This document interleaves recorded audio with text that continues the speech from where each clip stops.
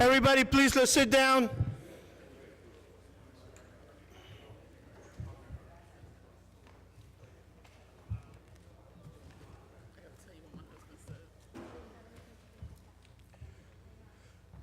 Let me apologize for being late, but a little bit earlier we were taking pictures, and it just takes a long time to get this perfect, so.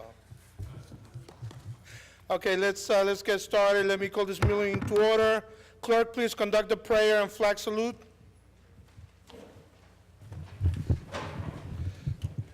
God of the universe, look thou with favor upon these here assembled, and bestow thy guidance upon the members of the governing body in their deliberations.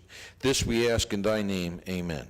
I pledge allegiance to the flag of the United States of America, and to the republic for which it stands, one nation, under God, indivisible, with liberty and justice for all.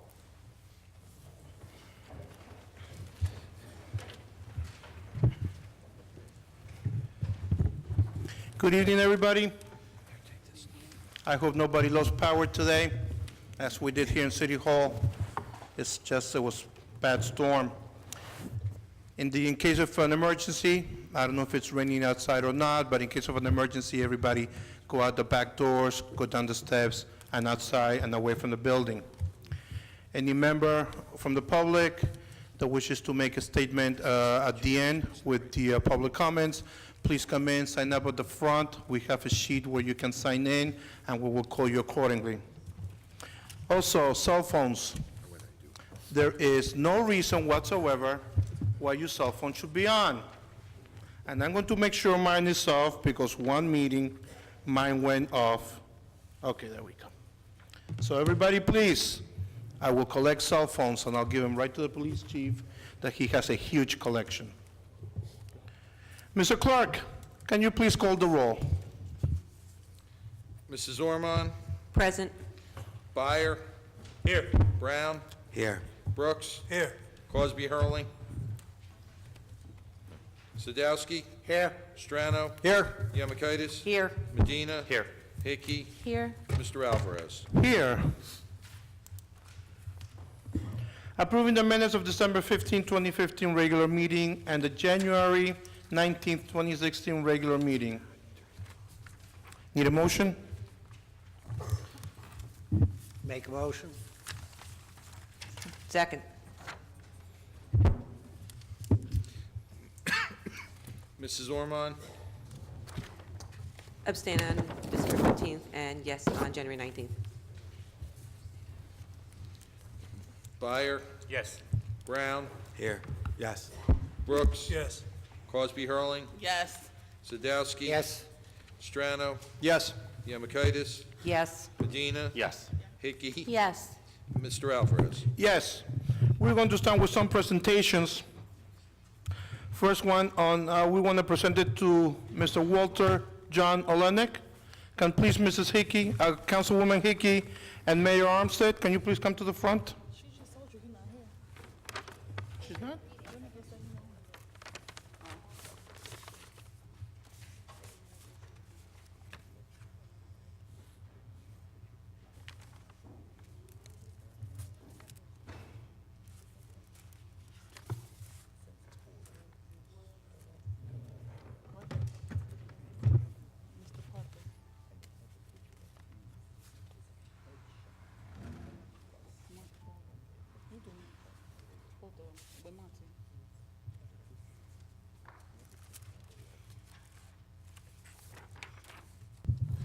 Good evening, everybody.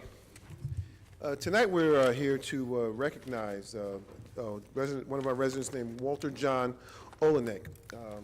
Walter John Olenek is a citizen of Linden, but more importantly, he is a veteran. That means he put his life on the line so that we would have safety and security in our country.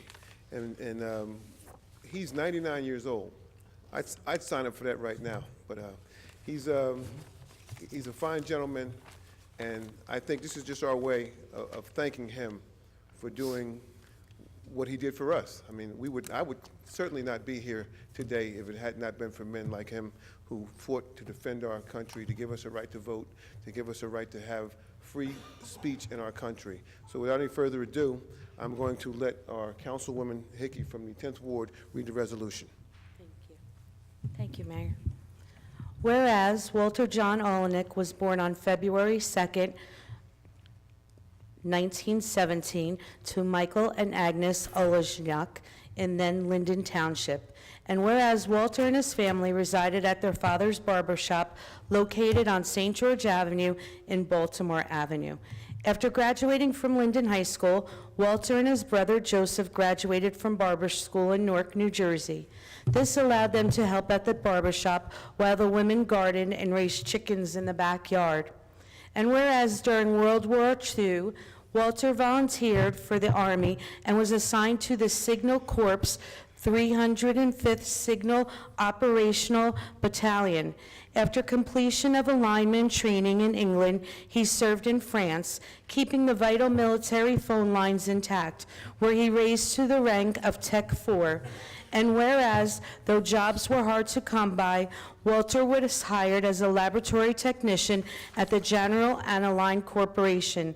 And when the war ended, he was able to resume to his job there, and Walter and his wife, Alexandra Seedweck, who were married on August 30th, 1942, were able to purchase a two-family home at 1020 Baltimore Avenue. And whereas Walter and his wife Alexandra had 3 children, Walter Bryan, Karen Alexandra, and James Michael. And in order to earn money for his family, Walter put himself through night school at Seton Hall University in Newark, eventually receiving a BS in chemistry. And whereas in 1950, Walter and Alexandra purchased a few lots at 2721 Highland Avenue and began to self-build the family home, all while he continued to attend night school and earn his master's degree in chemistry and environmental science. And whereas Walter Olenek was a lifelong communicant of St. Teresa's Church, where he sang in the choir and served as an usher for decades. Walter still resides in the family house he built more than 60 years ago and continues his interest in gardening. Now, therefore, be it resolved that the mayor and the council of the city of Linden thank you, Mr. Walter John Olenek, for your selfless sacrifice and those of countless others who paved the way for continued freedom that was so richly enjoyed in this country, and to wish him a happy 99th birthday. And be it further resolved that a copy of this resolution will be recorded in the minutes of the City Council of the City of Linden, and a copy be appropriately presented to him in recognition of his sacrifice for our freedom. Thank you, Mr. Olenek, and happy birthday to you. I'm going to be very, very proud and honored to deliver this to your home this week, and we wish you the best, and we'll honor you again on your 100th birthday. Thank you.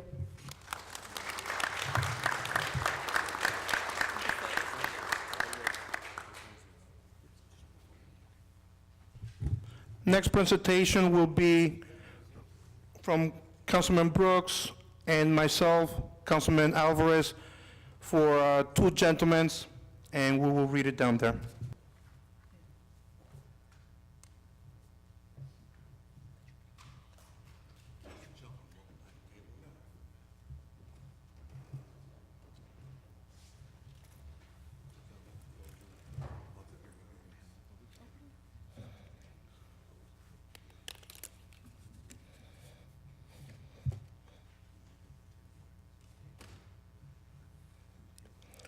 Before Councilman Brooks reads this is in recognition of Black History Month, and I just want to say that it's very hard in life for anybody to be the first.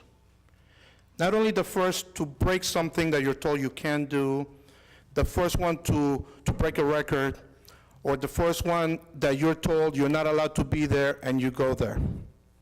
There's a movie coming out, Jesse Owens. And he was told that he shouldn't be there where he was going to the Olympics on Nazi Germany. So just imagine how he felt. But we are celebrating the first. And the first is those people who break a barrier. So I'm going to have Councilman Brooks read a resolution from the council and myself for the first black mayor of Linden. Mayor, please come forward.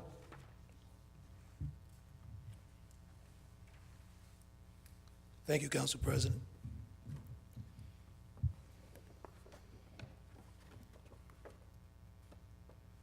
What Council President didn't say is this thing is about 4 pages long and about, Do you want me to read it?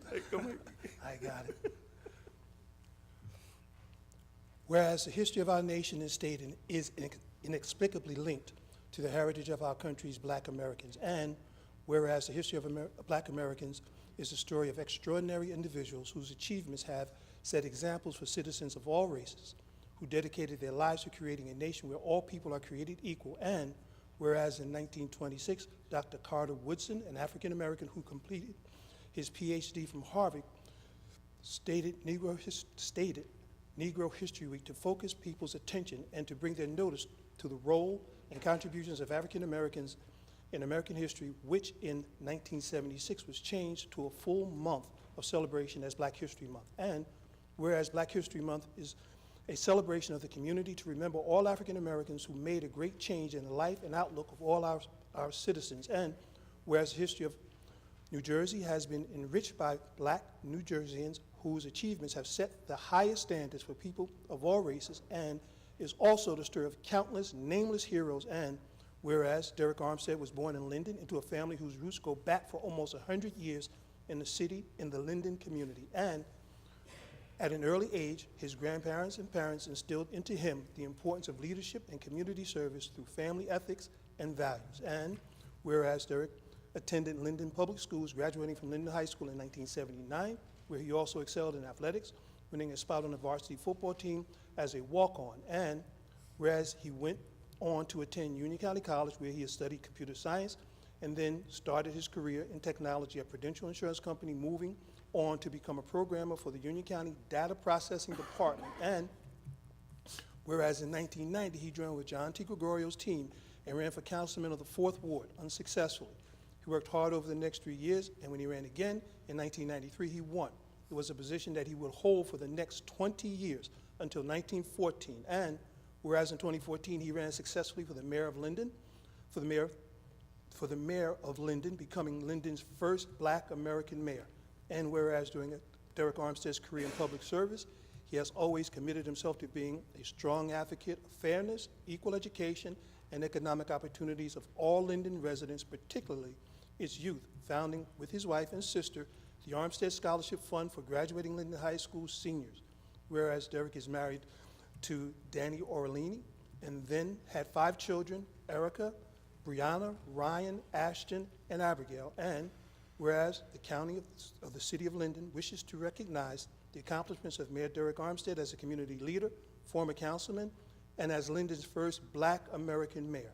Now therefore be it resolved that the council of the city of Linden do hereby acknowledge the accomplishments of Derek Armstead and urge all of its citizens of the city of Linden to reflect upon the many contributions that he and many other black Americans have made to this city, state, nation, and to participate in the activities and programs that are held in observance of Black History Month. And be it therefore resolved that the council of the city of Linden pay tribute and acknowledge the bravery, sacrifices, and accomplishments of black Americans by declaring the month of February 2016 Black History Month. And be it further resolved that this resolution be entered in the minutes of the council of the city of Linden, and that a copy hereof be appropriately presented to Mayor Derek Armstead in recognition of the foregoing. Congratulations, Mayor.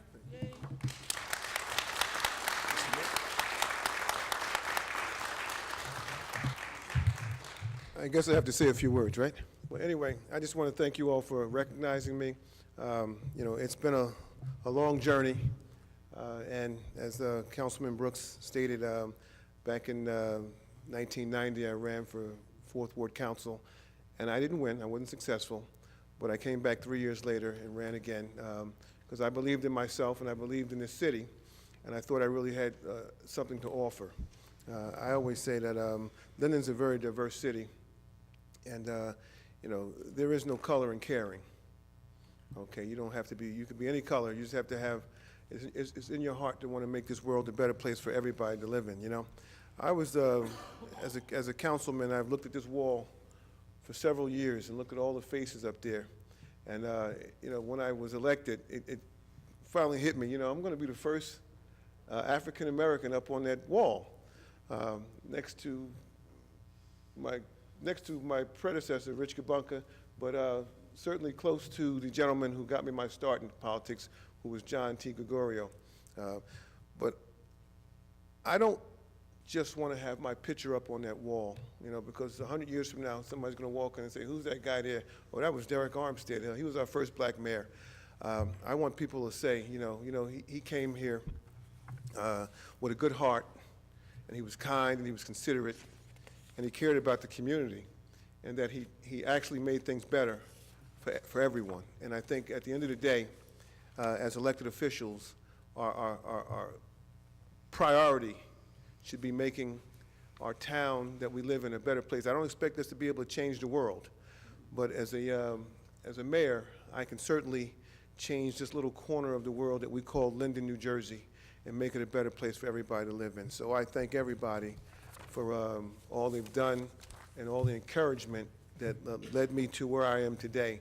And believe me, it would not have happened if I didn't have good people who believed in me and stayed with me. And even people, sometimes people, when you're in elected office, they somehow don't like you for whatever reasons, and you have to just work at winning their hearts as well. So to my friends and my foes who helped me get here, I thank you all for just having a kind heart, a place in your heart, and a willingness to give me an opportunity to serve as a mayor. So thank you very much.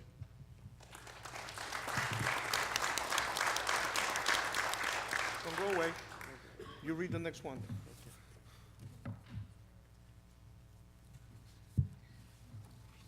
I have the honor of reading a resolution for Marshall Parker, Jr.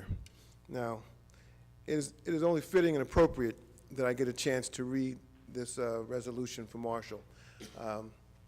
My journey to become a mayor started out right across the street from Marshall Parker. Marshall was my neighbor. I moved in that house in 1983, and I started out there just renting a room from the lady who owned the home there, and she passed away when I was 25, and so I had an opportunity to buy the home, and Marshall was my neighbor, my across-the-street neighbor, and Mrs. Parker, and I can honestly say that Marshall has been like a second father to me. Mrs. Parker has been like a second mother to me. Anytime I had any kind of problems, and you all know that when I was a newlywed back in 1995, and you all have all kinds of problems when you get married, and you got to talk to people who know, who've been there. And I would knock on the door, my wife would knock on the door, and Mrs. Parker would give us advice how to survive in marriage. Mr. Parker, Marshall would help us out. He was the patriarch of the block, and she was the matriarch of the block. So I am just delighted to be able to present him with a resolution. And needless to say, when I got involved in politics, you somehow, I don't care how nice you are in politics, you're going to have your detractors. And there came a time that my detractors were having meetings in my community, and they were trying to figure out a way how they can get rid of me. And I was telling Marshall and Mrs. Parker about it, and they said, you know what you do? You march right into those meetings and you confront your enemies. And Marshall and I walked into that meeting, and I tell you, when we finished with those guys, it was Leroy Brown. They said he looked like a jigsaw puzzle with a couple of pieces missing. Those people, they scattered at that room when me and Marshall finished with them, and we just brought the facts to them, and I appreciate that. And I am proud to say that I would not be standing in front of you as a mayor had it not been for men like Marshall Parker, who gave me advice like a father and stood by me when it was time to battle like a brother, okay? So, Marshall, you know I love you from the bottom of my heart. Ms. Parker, you know I love you as well. Again, I'll say it 1,000 times. You've been like a second mother and father to me, and I love you both, okay? So let me go ahead and read this resolution before I have to say, give me some tissues, okay? Let him come up with you, Oh, man. come on up, Marshall, I'm sorry. After all that talking, right? I ain't got no tissue. You got tissue? Come on, I'm gonna read the resolution, and I'll let Mr. Parker and Marshall say a few words.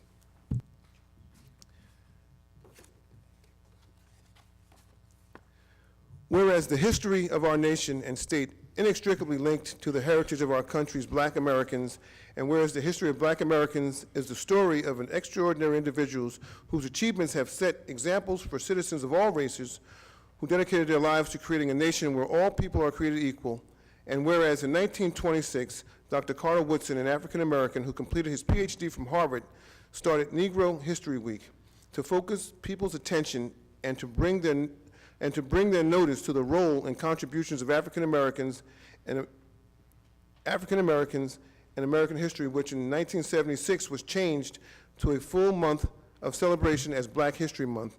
And whereas Black History Month is a celebration of the community to remember all African Americans who made great change in the life and outlook of all of our citizens. And whereas the history of New Jersey has been enriched by Black New Jerseyans whose achievements have set the highest standards for people of all races, and it was also the story of countless nameless heroes, and whereas Marshall Parker Jr., a Linden resident, is one such individual who has risen from his humble beginnings as part of a sharecropping tenant family in 1936 in rural Virginia to become a recognized member in the Linden community for 45 years, and whereas his teenage parents separated early in his life, forcing him to live with a cadre of various relatives, and whereas during Marshall Parker Jr.'s formative years, he suffered unspeakable physical and mental abuse, social isolation, and educational neglect.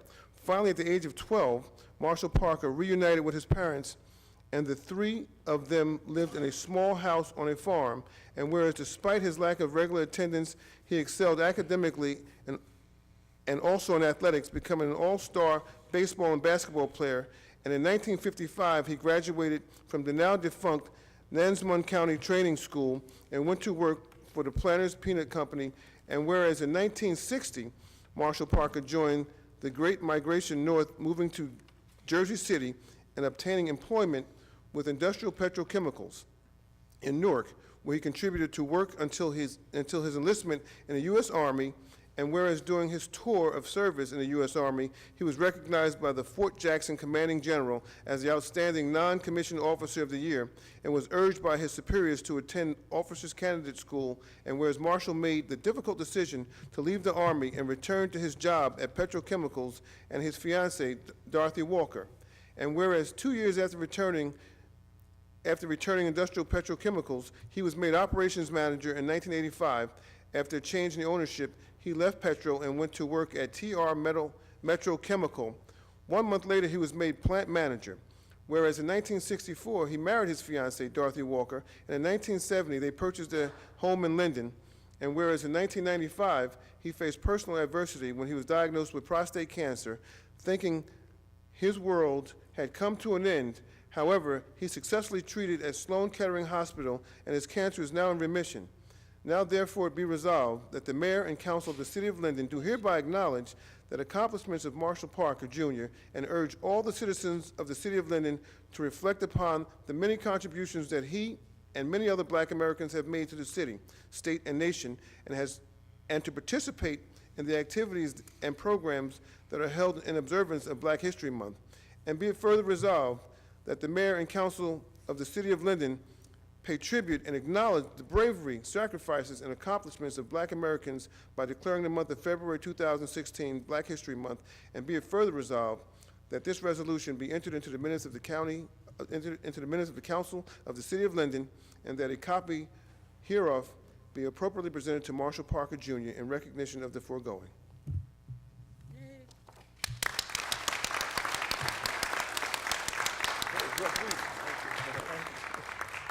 Oh, and we're going to present you with this plaque. All right. Thank you. Congratulations, sir.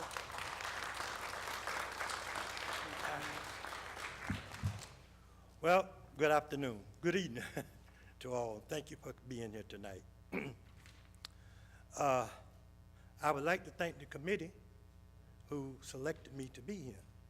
And I would like to give special thanks to Mr. Eli Johnson for submitting my name to the committee.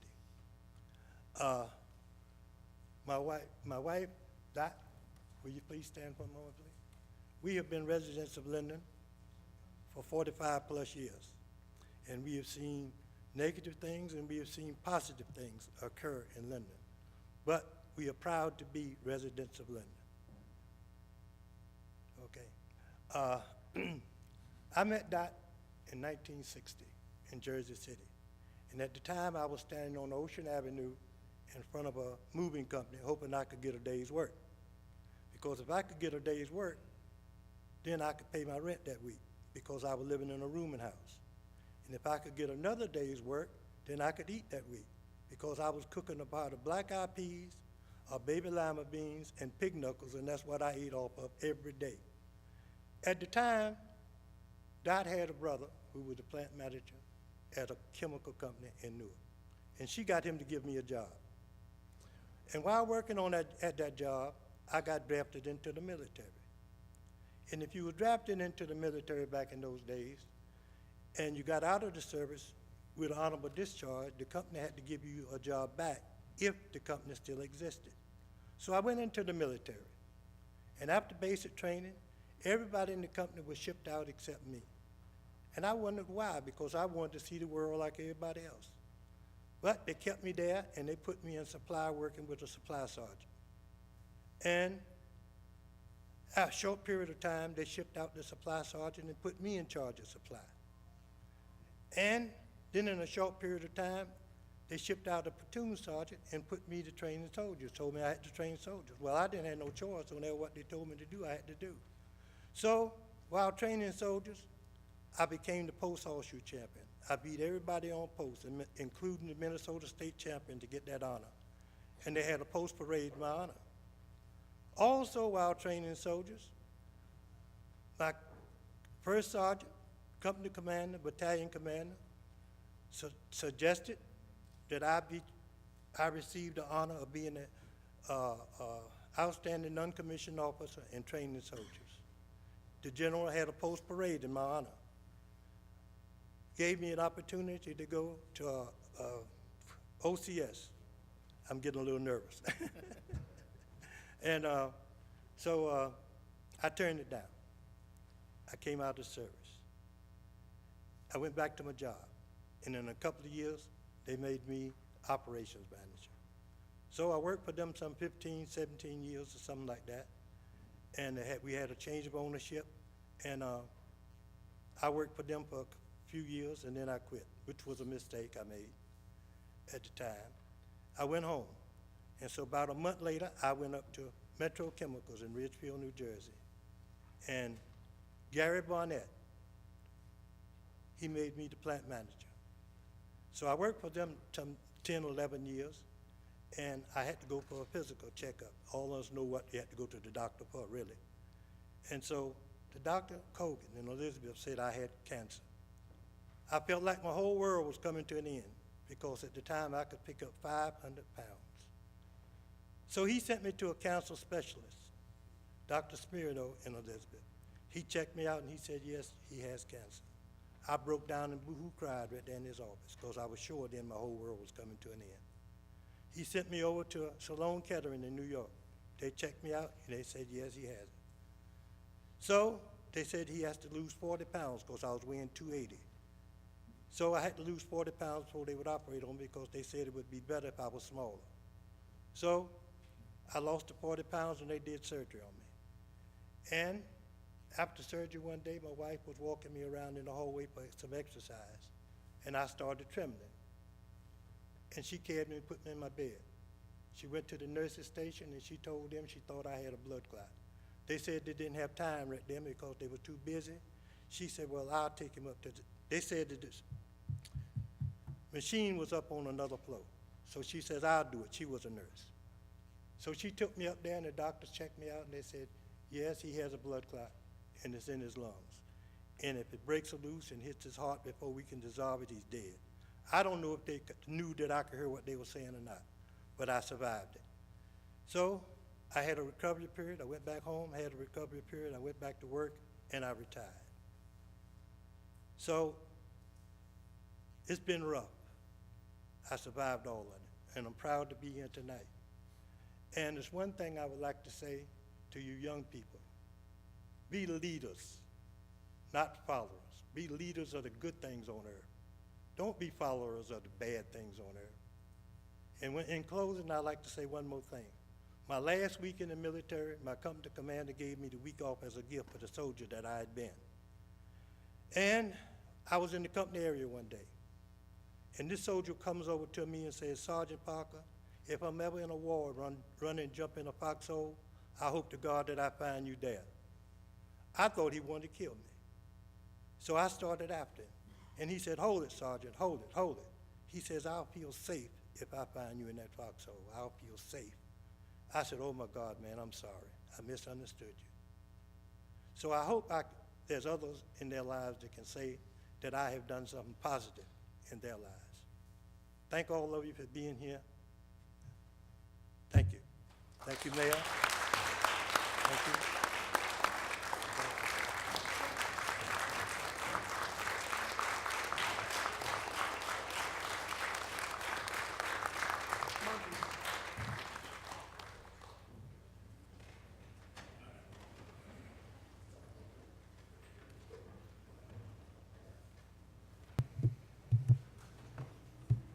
What happened to the council president? Where's George? He's hiding here.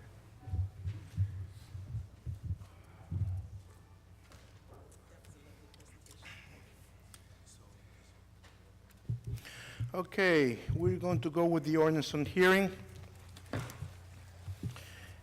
This is the date and time established for the public hearing for ordinance on hearing. Ordinance 60-1, 60-2, 60-3, 4, and 60-5. Clerk, can you please read ordinance 60-1? An ordinance to amend Chapter 16, flood damage protection. Has any written communication been received? No, sir. Has the ordinance been properly published and posted? Yes, sir. Is there anyone that wishes to be heard on the ordinance? Then recognize Member Pollard. Can I have a motion for ordinance 60-1, please? Yes, Mr. President, I'd like to make a motion that we close this hearing, adopt ordinance 60-1, and seek a second. Second. Mrs. Ormond? Yes. Byer? Yes. Brown? Yes. Brooks? Yes. Cosby Hurling? Yes. Sadowski? Yes. Strano? Yes. Yemakaitis? Yes. Medina? Yes. Hickey? Yes. Mr. Alvarez? Yes. Mr. Porter, can you please read ordinance 60-2? An ordinance to amend and supplement Chapter 7, Traffic, Section 7-42, Parking Fine, 7-42.1. Fines established shall be amended as follows. Amend various parking fine amounts. Has the ordinance been properly published and posted? Yes, sir. Has any written communication been received? No, sir. Is there anyone that wishes to be heard on the ordinance? Can I have a motion for ordinance 60-2, please? I make a motion for the approval of ordinance 60-2 and seek a second. Second. Mrs. Ormond? Yes. Byer? Yes. Brown? Yes. Brooks? Yes. Crosby Hurling? Yes. Sadowski? Yes. Strano? Yes. Yemakaitis? Yes. Medina? Yes. Hickey? Yes. Mr. Alvarez? Yes. Mr. Clerk, can you please read ordinance 60-3? An ordinance to amend and supplement Chapter 31, zoning of an ordinance entitled, an ordinance adopting and enacting the revised general ordinances of the City of Linden, 1999. Delete Section 31-25.5, general regulations, and add new Section 31-25.5. Has the ordinance been properly published and posted? Yes, sir. Has any written communication been received? No, sir. Is there anybody here that would like to say something on the ordinance 60-3? In that case, may I have a motion, please? Council President, make a motion for the closing of the public hearing and ask for a second. And To continue Second. the, And to also table Table and the continue it ordinance for until March. Excuse me, can you repeat that, Councilman? To close the public hearing and to table it for the March meeting. Can I have a second on the table of ordinance 60-3? Second. Mrs. Ormond, Yes. Byer, Yes. Brown, Yes. Brooks. Yes. Cosby Hurling. Yes. Sadowski. Yes. Strano. Yes. Yemakaitis. Yes. Medina. Yes. Hickey. Yes. Mr. Alvarez. Yes, we will bring that ordinance back next month. Mr. Porter, can you please read ordinance 60-4? An ordinance to amend and supplement Chapter 15, Streets and Sidewalks of an ordinance entitled, an ordinance adopting and enacting the revised general ordinances of the City of Linden, 1999. Add Section 15-7, Owner's Responsibility. Add Section 15-8, Constriction, Alteration, and Repairs to an expense of a budding landowner. Add Section 15-9, Cleaning of Sidewalks. Add Section 15-10, Removal of Snow and Ice. Add Section 15-11, Cost of Removal by the City. Add Section 15-12, Prohibiting placing snow on or ice on streets, sidewalks, or fire hydrants. Add Section 15-13, Noncompliance Penalty. Has the ordinance been properly published and posted? Yes, sir. Has any written communication been received? No, sir. Is there anyone that wish to be heard on this ordinance? Ma'am, can you please come up? Danny, can you turn that for me? Yeah, hold on, Danny's gonna turn it for you. He's got it. Patriots.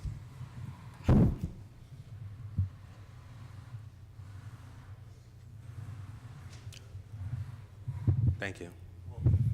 Thank you, Mr. Yemakaitis. Okay, I didn't intend to speak on this. I came for another reason, but when I read it, I thought, hey. Excuse me, I- ma'am.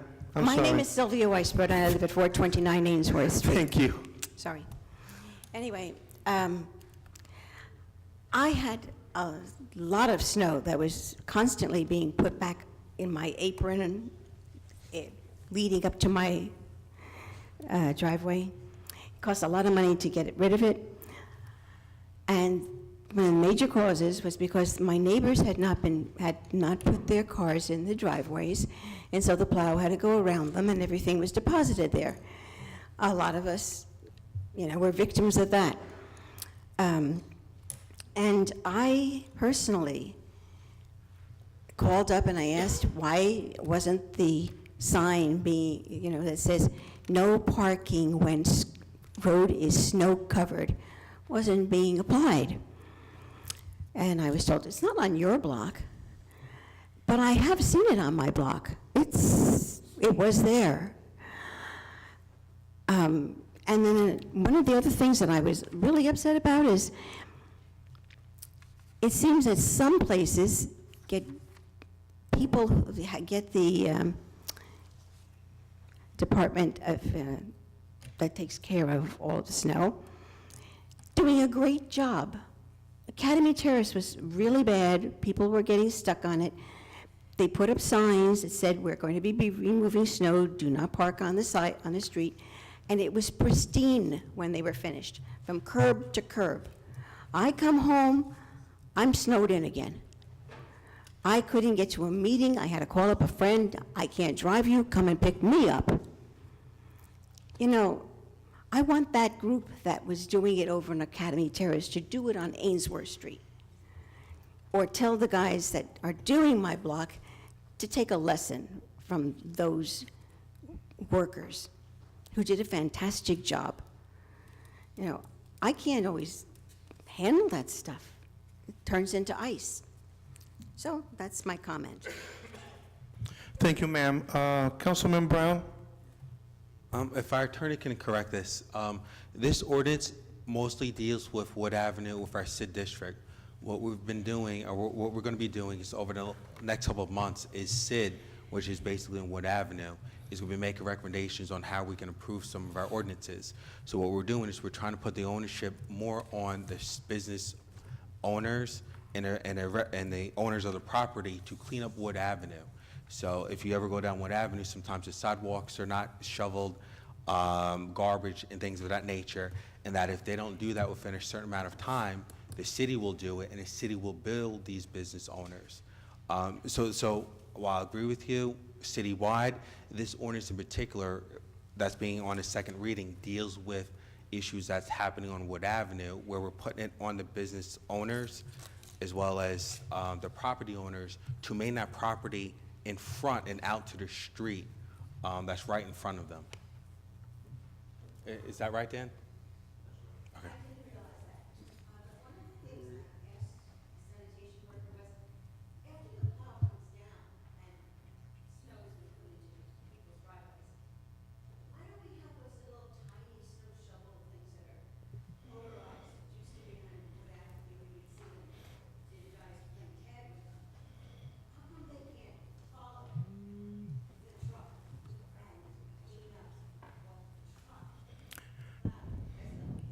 Excuse me, ma'am, that's not part of the ordinance, but I'm sure it's going to be brought up later on, and I'm sure it's going to be a lot of comments on that. All right, thank you. Okay, thanks. Can I have a motion for 60-4, please? Make a motion for the passage of ordinance 60-4 and ask for a second. Second. Mrs. Ormond? Yes. Byer? Yes. Brown? Yes. Brooks? Yes. Crosby Hurling? Yes. Sadowski? Yes. Strano? Yes. Yemakaitis? Yes. Medina? Yes. Hickey? Yes. Mr. Alvarez? Yes. Mr. Porter, can you please read ordinance 60-5? An ordinance to amend and supplement Chapter 3, Police Regulations of an ordinance entitled, An Ordinance Adopting and Enacting the Revised General Ordinances of the City of Linden, 1999, amending Section 3-2 to add new Section 3-2.6 Prohibited Acts. Has the ordinance been properly published and posted? Yes, sir. Has any written communication been received? No, sir. Is there anybody that wants to speak on the ordinance? Excuse me. In that case, may I have a motion, please? I make a motion for the passage of ordinance 60-5 and ask for a second. Second. Mrs. Ormond? Yes. Byer? Yes. Brown? Yes. Brooks? Yes. Crosby Hurling? Yes. Sadowski? Yes. Strano? Yes. Yemakaitis? Yes. Medina? Yes. Hickey? Yes. Mr. Alvarez? Yes. All items, this is the communications consent agenda. All items listed with asterisks are considered to be routine by the city council and will be enacted with one motion. There will be no separate discussion on these items unless a council member or citizen so requests, in which event the item will be removed from the general order of business and considered in its normal sequence on the agenda. Does anyone wish to remove an item from the consent agenda? In that case, can I have a motion, please? Yes, Mr. President, I'd like to make a motion that we approve items 1 through 6 on the consent agenda and seek a second. Second. Mrs. Ormond? Yes. Byer? Yes. Brown? Yes. Brooks? Yes. Crosby Hurling? Yes. Sadowski? Yes. Strano? Yes. Yemakaitis? Yes. Medina? Yes. Hickey? Yes. Mr. Alvarez? Yes. Now we're going to start with the committee reports and comments from the members of the governing body. Councilwoman Orman, can you please get us started? Yes, thank you, Mr. Council President. Well, first of all, I just would like to say that my first 45 days have been quite exciting as your new council person in the First Ward. Never did I ever imagine that we were going to be hit with a snowstorm of this magnitude. It was just quite interesting. But I do want to report a little bit on my first committee meeting. I had revenue enhancement redevelopment. And I'm just gradually being brought up to speed on the Transit Village and the Wood Avenue redevelopment, the Elizabeth Avenue redevelopment, as well as the St. George Avenue redevelopment. And I've been given an update on the SIDS expansion. Later on, as I learn more about what's going on in the city, because it will take me time to get up to speed, I will be reporting back to you monthly the progress with the development that's going on in the city. I'd also just like to take a few moments to explain what's going on Curtis Street. There's some water main work that's going on, so we're just asking for the people to be patient. It is a school district, so there's always a lot of cars, and they did close it off temporarily while the work is being done. Weather permitting, it'll be done as quickly as possible. I just also want to take a few moments to thank the people in the First Ward. With it being my first, like I said, 45 days in office and being hit with a snowstorm, everyone was extremely gracious and very patient with the snow removal, and I thank you. I got a lot of phone calls, and I never promised that I was going to be able to shovel you out or get your streets done first or whatever, but I did promise that I would always call you back when you called and you had a concern. And I just want to say that I lived up to that obligation. I did return every phone call, and I want you to feel comfortable in calling me whenever you do have a problem. The best way to reach me is my telephone number, which is 908-370-6482, and if you can't get through to me, if I don't pick up, please text me. I do respond to texts, it's a little bit easier. Thank you, that's all, Mr. President. Thank you, Councilwoman Norman. Councilman Byer. Yes, Mr. President. In the construction department, we have one small report.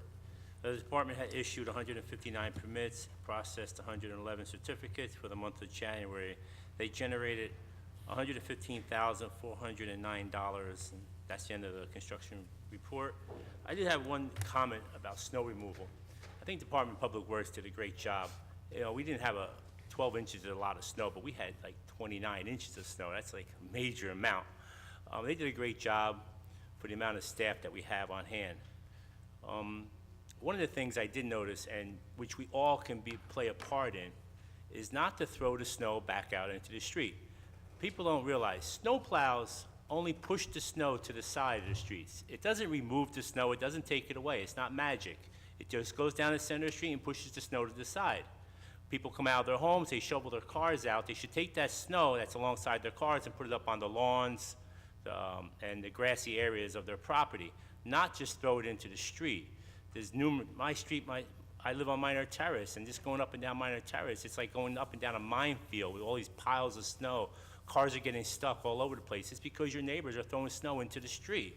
So I just want everybody to work together and do like I say, take that snow, put it up on your grassy area of your lawn, and not to throw it into the street. Be kind to your neighbors and be thoughtful. Not everybody has SUVs. Some people have smaller cars. They dig them out, but once they get their car out of their parking spot, they can't go down the street because the guy next door threw all the snow out in front of his car, and he just can't move. So be considerate, and we all got to work together on these major storms like this. That's the end of my report. Thank you, Councilman. Councilman Brown? Thank you. From the Budget and Finance Committee, approval is requested for the following finance actions. The payment of bills totaling $1,632,278.44. Bills have been signed by the Mayor, Council President, and Finance Chairman, and a detailed check register and vouchers are on file in the Clerk's office.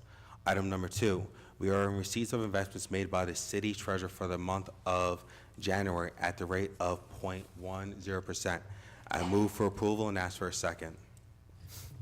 Second. Mrs. Ormond? Yes. Byer? Yes. Brown? Yes. Brooks? Yes. Crosby Hurling? Yes. Sadowski? Yes. Strano? Yes. Yamikaitis? Yes. Medina? Yes. Hickey? Yes. Mr. Alvarez? Yes. All right, a couple of things from the Finance Committee. About 2 years ago, the City of Linden did what's called a Jones Act sale. I mention that because we're still reaping some of these repercussions because this became political as a result. The city's dealing with some political issues in regards to this. I just want to clarify to the residents why we did this a couple of years ago. One of the properties that were in question as far as why the council made a decision to remove any properties that were under contract was that we wanted the taxes that were owed. So as a result, I want to say maybe last year, the property that was in question, which we're dealing with now, resulted back to the Linden taxpayers $292,452.14. Since we've done this Jones Act, which was about 2 years ago, the city, which this was anticipated revenue. This is not revenue that's coming from you and me, but this was property that was not paying taxes. We collected $1,038,436.53. The reason why I mention this is that we were able to get property that were not paying taxes, and mostly industrial property or commercial, back into our tax rolls. The benefit to taxpayers is that that directly affects what's called our RUT. On our budget, we have a line item called a reserve for uncollected taxes. And when properties do not pay taxes, Linden taxpayers, mostly residents who pay their property taxes, pay a little bit more of a premium in their taxes to cover tenants who don't pay their taxes. So this may be an issue I guess we'll probably hear more about, but since we passed this Jones Act, the city as a whole for the last 2-3 years have collected roughly about $1.3 million that was not at the expense of residents who are paying their property taxes. Within the next couple of months, we're going to be talking about redevelopment that's happening in town. My biggest issue that I will be talking about is tax abatements and pilot programs. I don't want to get into that tonight, but this is an issue that residents need to be aware of.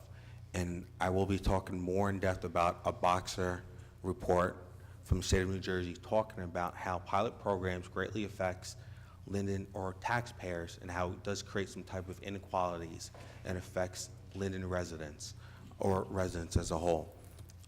Other than that, that's my end of my report. Thank you, Councilman Brown. Councilman Brooks? Thank you, Council President.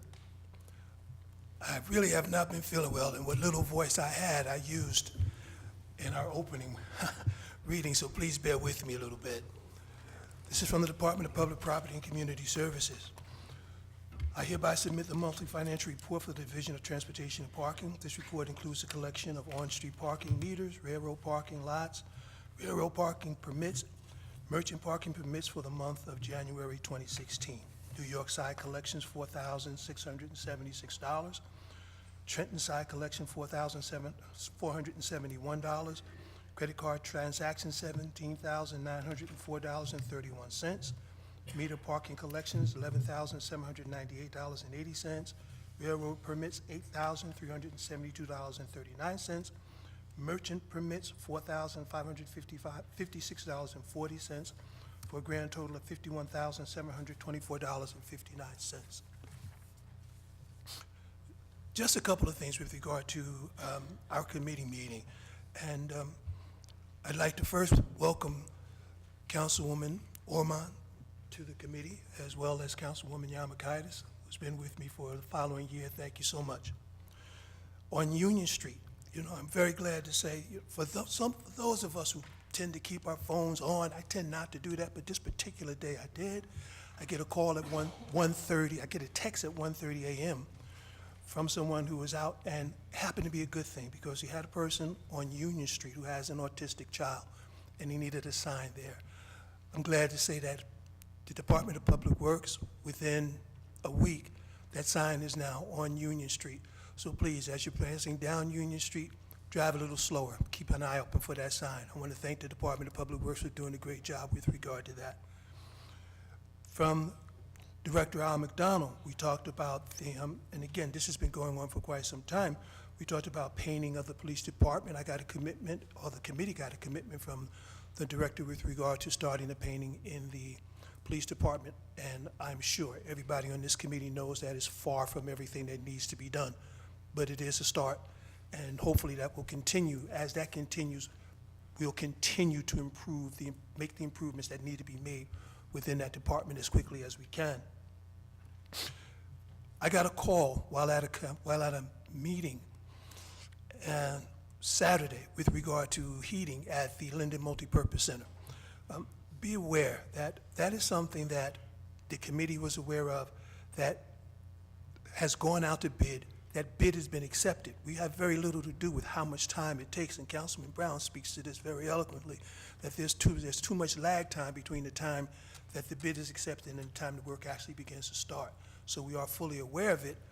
We are aware of the heating, the different heating systems on top of the building. We're aware of the roof problems, and We did have that information go out to bid. The bid has been accepted, money has been allocated. It needs to get done. Contract has been awarded as well. Thank you, Councilman. At the Linden Multipurpose Center, you've heard me speak several times with regard to a tutorial program there that involves the National Honor Society students and the IB students. For those that are not at the high school, that's the International Baccalaureate Program. Those students are the students who actually tutor in the high school. We've identified those students, several students, 3 of which are going to be working, or at least making themselves available at the Linden Multipurpose Center for tutoring, to provide tutoring to our students. That also includes those students who are at the elementary school. So the elementary school, I spoke to both principals at the McManus Middle School and at Seoul Middle School. Both were 100% in agreement with making a move with regard to the tutorial program. I expect to see that start probably sometime next week. Again, I apologize for the voice, but anyone, although the Linden Multipurpose Center services the 4th, the 5th, and the 8th Ward, I'm asking anyone out there in the city whose child you feel needs tutoring, please give me a call, 908-406-8537. Again, 908-406-8537. Please give me a call. We can set up a time. We can set up tutoring. Those students love to do it. They've been beating my door down, saying, you know, we want to start, let's get going. So we'd love to get that going. Please, if you have a child or you know of someone who needs tutoring, please, 908-406-8537. Give me a call. We'd like to get that started right away. That is my report, Council. Thank you, Councilman. Councilwoman Cosby Hurley. Thank you, Council President. The personnel report is long, it's 2 pages, and it's on the table. If anybody has to pick up a copy, if they have any questions, we'll go over that shortly. Wanted to just give a report from the 5th Ward community. We had the Black History Program, which we actually started in the 5th Ward, and it's a citywide recognition. We did that on Thursday, and it was like a repeat tonight, but we wanted to make sure that we recognized our people who, Mr. Marshall, our unsung hero for Black History Month, and our Mayor Armstead. So it was a double take, but it was well worth it, and I was glad that they appreciate the acknowledgement. The 5th Ward is going to have a regularly scheduled community meeting on March the 10th. That is at 6:30 until 8:30. Our focus for this community meeting is health and wellness. So save your calendar. It's March the 10th. That's going to be at 6:30 at the John Street Center. We have on March the 1st, the Hooked on Fishing, Not on Drugs Club that we started here in Linden for Linden's children. We're accepting registrations at 5:30 at the Wilson Ponds for any child aged 10 to 17 who's interested in learning the sport of fishing safely. And we have scheduled field trips that are free to the children. One is going to be during spring break, so if any child is interested, they should stop at the pond, 5:30 on March the 1st, and we have open registration. And any parent who knows how to angle is welcome to come and give their knowledge and pass that on to our children, as we intend to do a lot of things this year with the fishing club. In May, May 21st is actually Kids to Parks Day, and the mayor's planning a huge event at the pond, and we hope that our club will be there and show off their angling skills on May 21st for that. Trying to think of what else we're doing in the 5th Ward. We had some issues over the weekend, and I know that a lot of people probably heard about them, but I wanted to just say that our neighborhood, especially District 2, when there is an issue, we communicate, and I wanted to just acknowledge my neighbors on Dill and my neighbors on Garfield who made those very important phone calls when they saw something, they said something, and there's an investigation going on right now, you know, about shots that were fired, and I'm hopeful with the police chief and the investigating officers that we'll get to the bottom of it.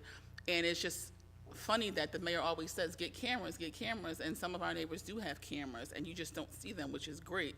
But we have been able to capture some information on the cameras. So it is a wise investment. I was kind of hesitant, but you know, it's worth it for our community. So if we have any footage of crimes that have taken place, please share them with the police. So I just wanted to make sure that I said that.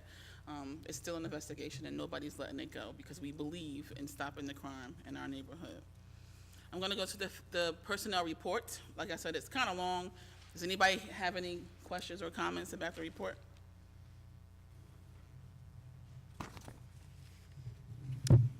Well, here we go. I'm going to read them all and then ask for one motion, and the members can vote as they wish on all of them, or they can select.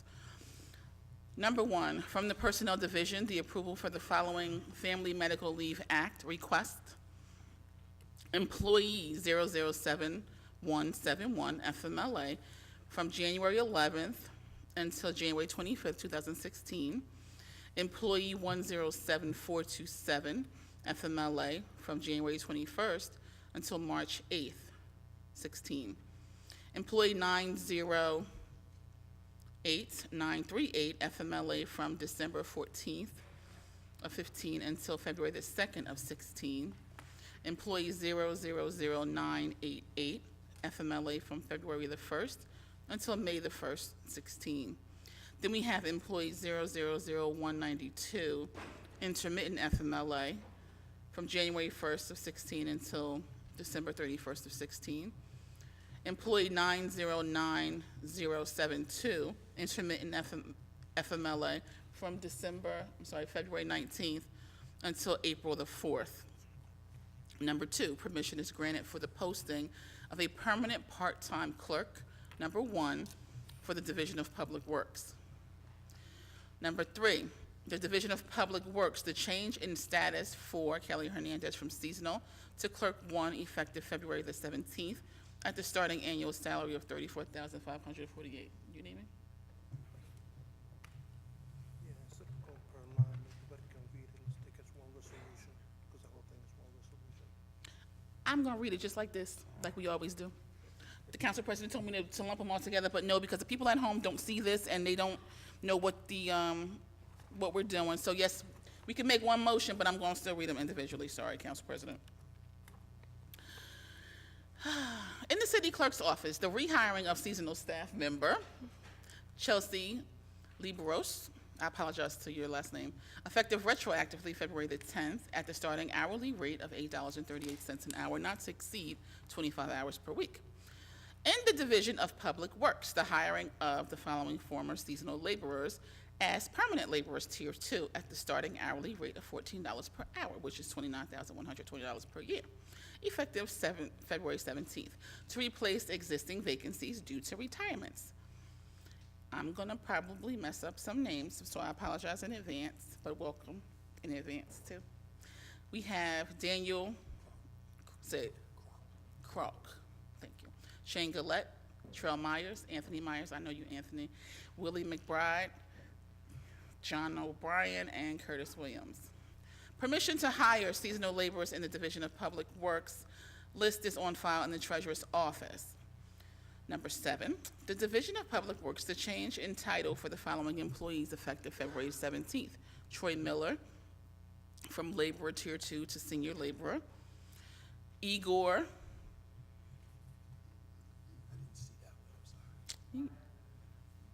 Marhecta, thank you, from laborer Tier 2 to maintenance repairer. Glenn Larson, from truck driver to automated sanitation truck driver. Henry Figueredo, from sanitation truck driver to automated sanitation truck driver. Clemmy McIntyre, from laborer to truck driver. John I almost had it, Schleckman, from laborer to truck driver. Ernie Green, from laborer to truck driver. Pedro Calzaldo, from laborer to truck driver. I don't know if I said that one right either. Huh? I said it wrong? Corey Higgs, from laborer to truck driver. The following employees changed from laborer to sanitation laborer: Kevin Clark, Cornelius Daves, Eric Mikel, Larry Julius, Kevin Myers, William Telesco, and Tyler Wawerski. That. Yep. Say it again? Wawerski. Tyler's over there? Is he over there? In the Board of Health, the change of status for Antonio Taylor from part-time housing inspector to full-time effective February the 17th. Annual salary, $31,759. In the Construction Code Department, the increase of hours for the part-time code enforcement officers, Albert Citroni and Jim Kushner, from 20 hours not to exceed 25 hours per week. This report authorizes the city treasurer to register city council and department heads and their managers to attend mandatory training on March the 22nd or March the 30th. In the police department, authorizing the posting of 2 full-time clerk 1 positions in the record bureau. Internal candidates will be given preference. There is, some criminal justice knowledge preferred, but it's not required for clerk 1 position. It's the clerk 1. In the police department, Division of Central Dispatch, the hiring of 6 per diem dispatchers. Specific qualifications are required for this. They have to be already certified as dispatchers. Approving the seasonal list for the Department of Public Property and Community Services, which is on file. At the time of the filing, there were only 2 names on the list. And the last one is approving the hiring of seasonal employee Stephen Casper to part-time mechanic, hours not to exceed 20 hours per week at the annual salary of $14,900, effective February the 17th. And I'm going to move these items as one resolution and ask for a second. Second. Thank you. Mrs. Ormond? Yes. Byer? Yes. Brown? Yes. Brooks? Yes. Cosby Hurling? Yes. Sadowski? Yes. Strano? Yes. Yamakitis? Yes. Medina? Yes. Hickey? Yes. Mr. Alvarez? Yes. I'm not finished. So, from the Personnel Committee, we are making strides. I've been on the Personnel Committee probably 3 years, and this year I'm actually the chairperson, so I get to kind of drive the agenda. And I'm pleased to say that our committee is moving in a direction where we want to make sure that we have accountability citywide from the top to the bottom, God bless you. And we want to make sure also that we give our employees the necessary skills that we demand from them to do their job. So when we just put in for mandatory training, it's important, because if you can't do the job, or we say that we expect certain things, but if we haven't taught you or provided that training, then we're doing a disservice, not only to the employees, but also to the residents, because there are certain expectations that you have when you go to an office and you have a public employee. You expect them to be competent, and you expect them to have the skill sets to perform their job. So we're moving in a direction where we're going to look at, on a continuous basis, training and development from inside, so that when there are opportunities, that we want to look at our folks from the inside and promote them and move them around. And, who best than folks that are here to promote? It's all good. We want people from Linden, but if you already have staff, which is what we do on the seasonal program, if you heard, the seasonal people who were seasonal proved themselves, and they are now being made permanent employees. And that's the way that we do it in dispatch, and we've always done that in our DPW department. It's a program, and I think it's effective. So, we are civil service, so we have certain rules that we want to follow, but the Personnel Committee is moving in a direction of accountability, but we also want to make sure that we are providing the necessary skill sets for our employees. And that's going to benefit the city workers and the public as a whole. I'm trying to think if there's anything else that I missed before he told me I can't speak. I think that's it. It's my birthday. I'm celebrating my own birthday. Yes, I am. So happy birthday to me. And that concludes my report.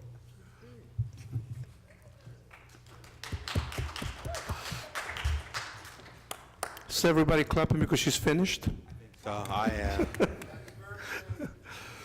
Yes, Ms. Cosby, happy birthday. We will not ask the age. Happy birthday. Councilman Sadowski. Is she finished? Yes, she's finished. Okay, happy birthday. Okay. Good evening, everyone. A few things I have to read off. The following licenses, permits, and transcripts issued in the city clerk's office during the month of January 2016, and fees received have been turned over to the municipal treasurer of the city of Linden. There were 86 birth, death, and marriage transcripts, City revenue was $1,290. 24 marriage civil union licenses. City revenue, $75,000. State revenue, $72, sorry. State revenue, $600. Domestic partnership, none. Miscellaneous revenue, 1. City revenue, that was $1. Bingo raffles, nothing. 257 EDRS vital statistics. City revenue from that was $3,780. 3 burial permit fees. City revenue, $15. Interest earned on this, 33 cents. Total transactions for the city revenue for this month was $5,158.33. State revenue was $600. The grand total they took in was $5,758.33. That's official. Okay, a few things with the 6th Ward. First of all, if you live anywhere near Cedar or Wood Avenue, you notice that the mailbox on the corner was knocked down by a truck, and it must have been about 3 months already. We have one of the citizens who kept pestering. It was Dorothy Lowlasher. She's on on a neighborhood watch. She kept pestering them, and the letter she got, just real quickly, is they will put the mailbox up again. The nearest mailbox was on Munsell, Stiles and Munsell, which is a little bit different. But because of her tenacity, they will put it up. So thank you, Dorothy. Let's see. In the 6th Ward, there were a lot of complaints about trucks coming up and U-turns and so on. The city is working on that. The police were down on Clinton Street the other day, Clinton and the highway, and they gave out a number of tickets and warnings to the big trailer trucks, 18-wheelers, who come around, which they're not supposed to. So they're working on that.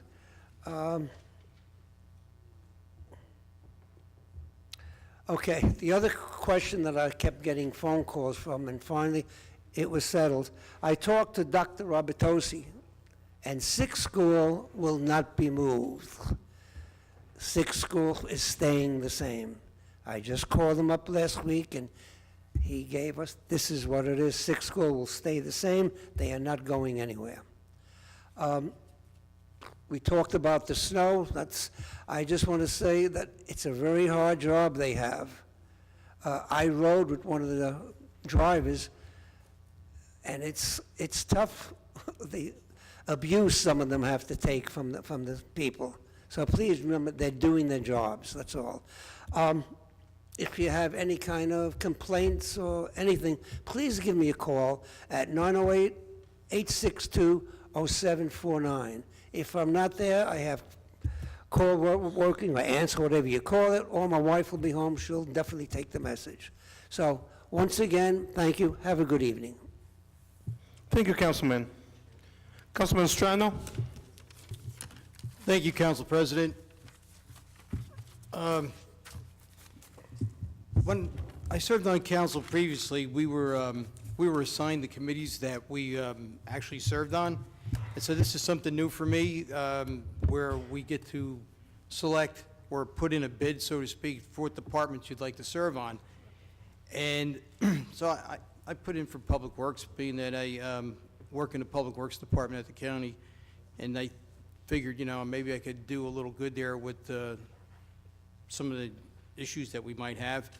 And then they make me the Public DPW Committee Chairperson. So, and what do we get the first month that I'm the committee chair? This horrendous snowstorm, and it's something like a baptism by fire, I guess.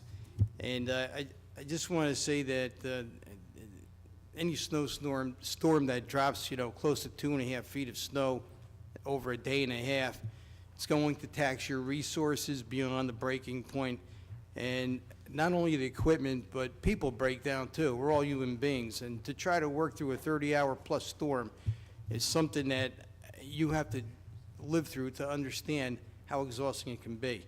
I myself had to work from 10 o'clock Friday night, and I didn't get home till 10 o'clock Sunday morning, and then I had to shovel out my house so I could even park my car. We don't have the resources that we used to have years ago in our DPW. Our workforce has been cut dramatically. Our ability to put people in, CDL required trucks has been diminished somewhat, and we're working on that. And we don't even have the amount of equipment that we used to have. Somebody just mentioned the little bombardiers that we used to have that were tracked vehicles that they would use to get into the tighter streets. And we're trying to do that with pickup trucks now, and there's a lot of streets that the heavier trucks that could push that amount of snow couldn't get down. There was cooperation and there was lack of cooperation. A lot of frustration, and I just, I have to tell the guys at the DPW and the other department, I think the Buildings and Grounds also kicked in as well, that I appreciate their effort because I know what it's like. And it could be God thankless job, and a couple of calls that I made, you guys bailed me out, and I just want to tell you I appreciate that. And getting back to Linden, though, the buck stops here at the council. And as DPW chair, I just want to let these fellows know and let the city know that working with this council, that we're going to move in a direction to give that department all the necessary means to bring it up to a staff that could, handle these emergencies that we have when we have situations like this in the future. It's unfortunate that things have, maybe gotten to the point where we don't have enough people or enough qualified people or enough equipment. And I think that it's, incumbent upon this council to recognize that department has been, I don't want to say abused, but maybe a little bit neglected, and we need to do what we can to get it back to where it should be for a city this size. And again, I just want to say thanks, and we're going to try to do everything we can to make things better. And that goes to all the citizens in the city as well. Thanks. Thank you, Councilman. That means that the whole snowfall was yours? Yep. Thank you, sir. Councilwoman Yemakaitis. Thank you, Council President. From the Fire Committee, the Fire Prevention Bureau collected a total of $2,252 for the month of January 2016.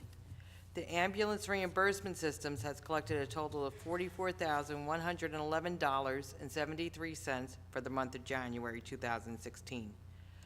The Linden Fire Department Fire Officers FMBA Local 234 and Firefighters FMBA Local 34 received a generous donation of $5,000 from Infinium USA LP towards the purchase of fitness equipment for the Linden fire stations.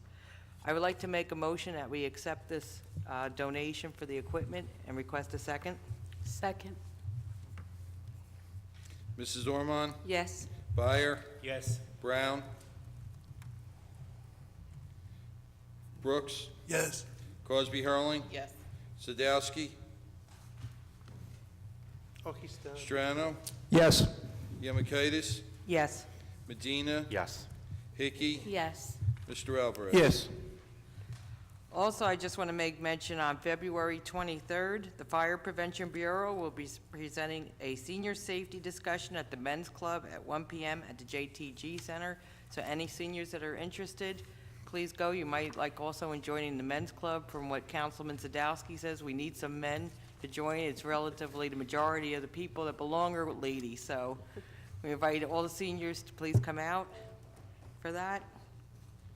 For the 8th Ward report, I want to mention at the Planning Board meeting on February 9th, the Planning Board reviewed the study of the planning consultant, Mr. Ritchie, and unanimously voted to recommend the City Council that the park plastic sites be designated an area in need of redevelopment. This is a step in the right direction of ridding this dangerous, unsightly warehouse that it's like right at the entrance of Linden after the refinery. Let's get rid of it. I want to thank Mayor Armstead and Mr. Prichel, our LEDC coordinator, and Mr. Ritchie, who've met with me several times and have promised that they will make this a top priority to get rid of this site and work with the council. So that's some good news for the ward. that we've been waiting for. I will be having a community meeting. I spoke to some representatives from the Bayway community, which is Infinium, Phillips 66. I mentioned a few months ago that we were going to have a community meeting focusing on shelter in place. We're just trying to get a definite date where we could have the different companies together, so I will be letting everyone know as soon as we get the date. It should probably be sometime mid to late March that we will have that meeting. South Park Avenue, we have a tremendous sinkhole across from the Sam's Club. This was digging that was done in late November, early December by the water company.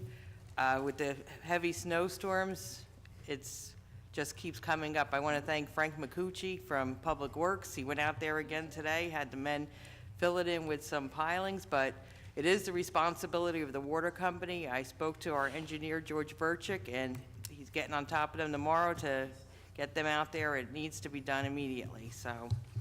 Also, Millings, okay. It's nice having a Public Works guy sitting next to you. The railroad tracks by the refinery on Brunswick Avenue, they're having some issues with some potholes in those, and they're coming loose. They will be working on that in early spring. We're dealing with the temporary patches with the potholes, but the railroad crossings will be replaced. And that concludes my report, Mr. President. Thank you, Councilwoman. Councilman Medina? Yes, thank you, Council President. Good evening, everyone. First, I just want to thank all the new hires.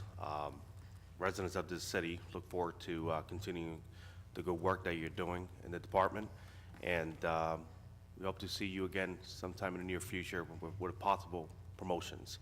So continue to do the good work, and congratulations on your new hard-earned work to acquire a full-time status in the city of Linden. Just have a few items here for the 9th Ward and some events. First is a fishing ship that is hosted by Argyles.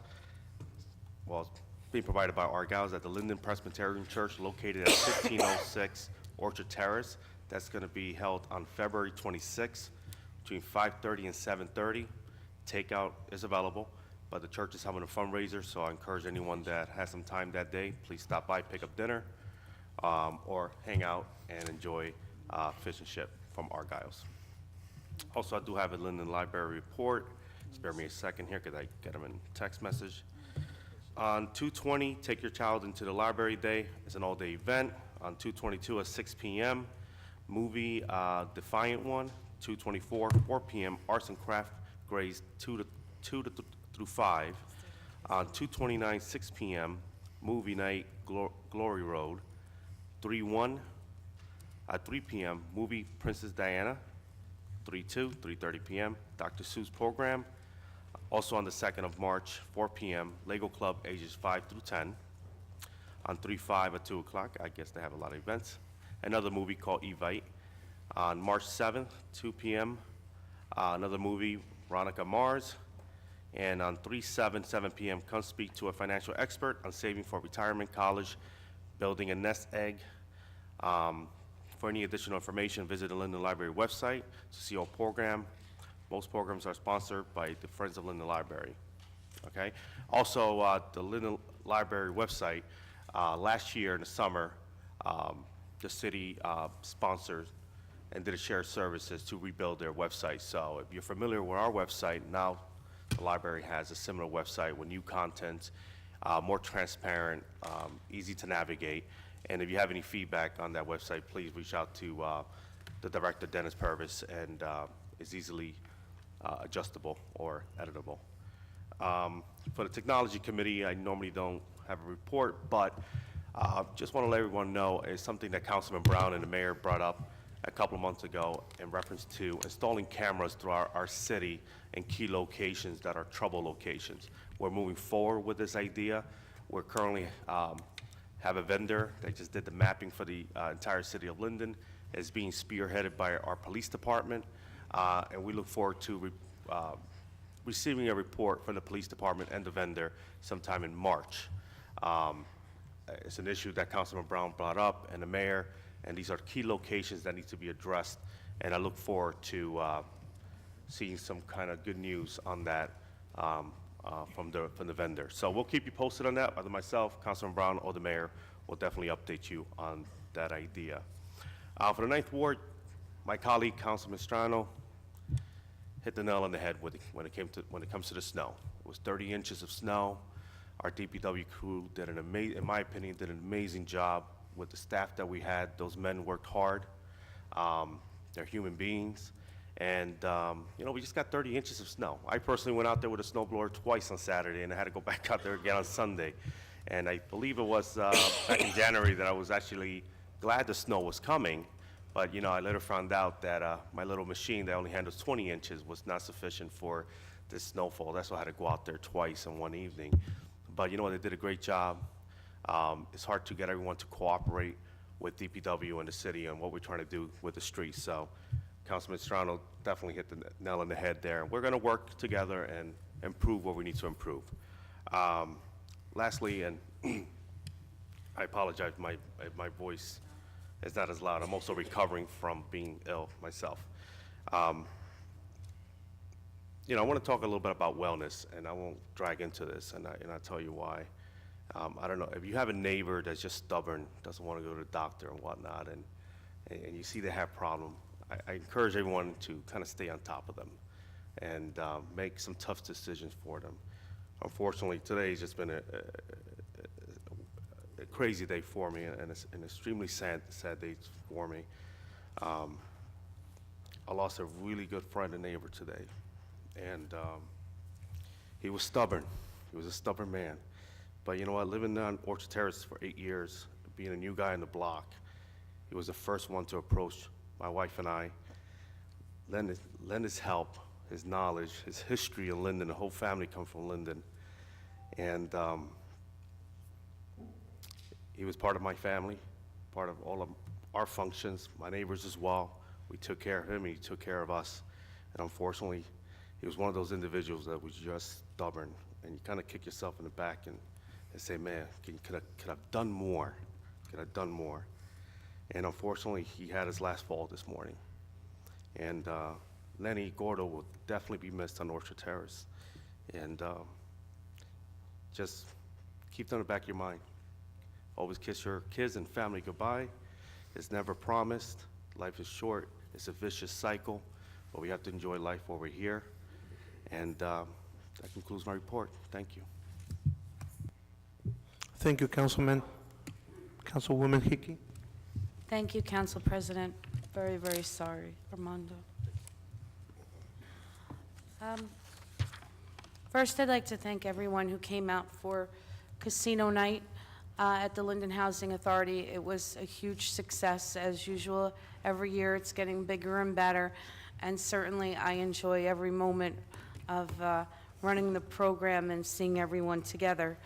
I've been receiving a lot of calls still about trees. In time, there is a list running. We will be getting to them. If you still need to call me or haven't reported your tree, you can call me at 908-347-4548. We will get to them. The list has been very, very long for a very long time. I'm very excited tonight because between the Finance Committee and the Personnel Committee, we were, after this horrific storm, not only 30 inches, but we have to remember 30 inches in 24 hours. These guys in our department, and we're going nonstop. My phone didn't stop ringing, and neither did many of the other council members up here. So I want to say thank you. I'm glad to see that between, I'm going back, between the Finance and Personnel Committee, we've made a lot of changes. We've already taken part-time seasonal employees, made them full-time. We've given some promotions to positions where some of our drivers need to be. According to the contracts, we've also made sure that after you're employed for 1 year, you need to be a CDL driver, which is what's really important for our city. But on top of that, I do need to say something that usually might be taken the wrong way. The one thing that really upset me is I drove around with DPW during the storm, And what bothered me most, everyone has tough times, you're under a lot of pressure, things are bothering you about your snow in your driveway. But when I heard some of our residents being absolutely disrespectful to our DPW workers who are probably up for 24, 48 hours, it's absolutely unacceptable. Unacceptable. During tough times like this, we all need to come together and make things work. And the council members all up here want to make it work more than anybody. That's why we're here. And thank you guys. And I look forward to you guys getting some newer equipment, you getting staff, and we'll be ready for the next storm, which now probably won't happen for another 10 years. Let's hope so, okay? Roads being paved, there will be roads being paved in the 10th Ward. I'm waiting to see where the water company is going to be working and according to which streets I'd like to be done. Because if they're tearing up a street for water pipes, they have to pave that. So I want to wait and see what our priorities are in the 10th Ward. Electric company has been riding through the 10th Ward, cutting down tree branches on wires. So if you do see no parking signs up, please don't be bothered by it. Just make sure you don't park there so they can get to the trees for everyone's safety. As you heard from many of, I'm not going to repeat all the other council members, but we're working on the ordinances, enforcing them for future storms. We all learned, I know myself, a lot of lessons from this storm that we just had. And lastly, Union County St. Patrick's Day Parade is set for Saturday, March 12th in Union. It's always a big, great fun day every single year. And also, on Saturday, March 12th, from 3 p.m. to 5 p.m., a dear friend, actually dear city workers that work here, Furstenwagers, they are having a preeclampsia fundraiser. That's from 3 to 5 p.m. on Route 27 in Roway. It's a fundraiser. And if anybody would like to attend, you can dial 732-943-7334. And it's really a fun time to go wine and paint. A lot of people are doing that lately. So that's my report for tonight. Thank you. Thank you, Councilwoman Hickey. Mayor, are you ready for us? I sure am, Council President. Thank you. Good evening, everybody. The only thing I have to really report on this evening, it has to do with the snowstorm. As my colleague in the 7th Ward alluded, this was a tremendous storm. We got over 30 inches of snow in about 24 hours. It's very easy for us to play Monday morning quarterback after a storm and point the finger. But if I could ever say that this was a good storm, I'm going to say it was a good storm because it gave us an opportunity to see some of the areas that we were deficient, okay? And I think coming out of this, and I'm the first to admit that the buck stops here. When something's not going right in the city, nobody wants to point the finger at a councilman. Nobody, we don't want to point the finger at DPW. We say, hey, they say it's the mayor. Okay, so I'm willing to take that type of criticism, and that's why I'm here in this position. But if I'm going to take that kind of criticism, then we're going to have a good hard look at what we're doing. And again, if there's such a thing as a good storm, this was it, because it gave us an opportunity to see what we're doing wrong and where we can improve. Okay, we call it constructive direction. Okay, now I think one of the things that we discovered here was that there's a lack of resources. Over the last 10 years or so, we had a Department of Public Works that had upwards of 140 people, and now we're down to about 70 people. So I think earlier on this evening, we addressed that in our personnel and finance report, that we're going to hire additional personnel, and I think we're training additional people to have their CDLs.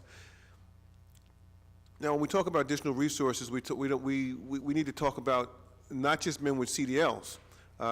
We need to purchase different type of equipment. We need to have pickup trucks that can have plows put on them, so even those individuals who don't have CDLs will be able to get out there and plow. I think that every person, every able-bodied person in DPW, the night of a storm of that magnitude, should be out there with his boots on the ground or being able to do something to contribute to the safety and the well-being of the city, of the residents in Linden.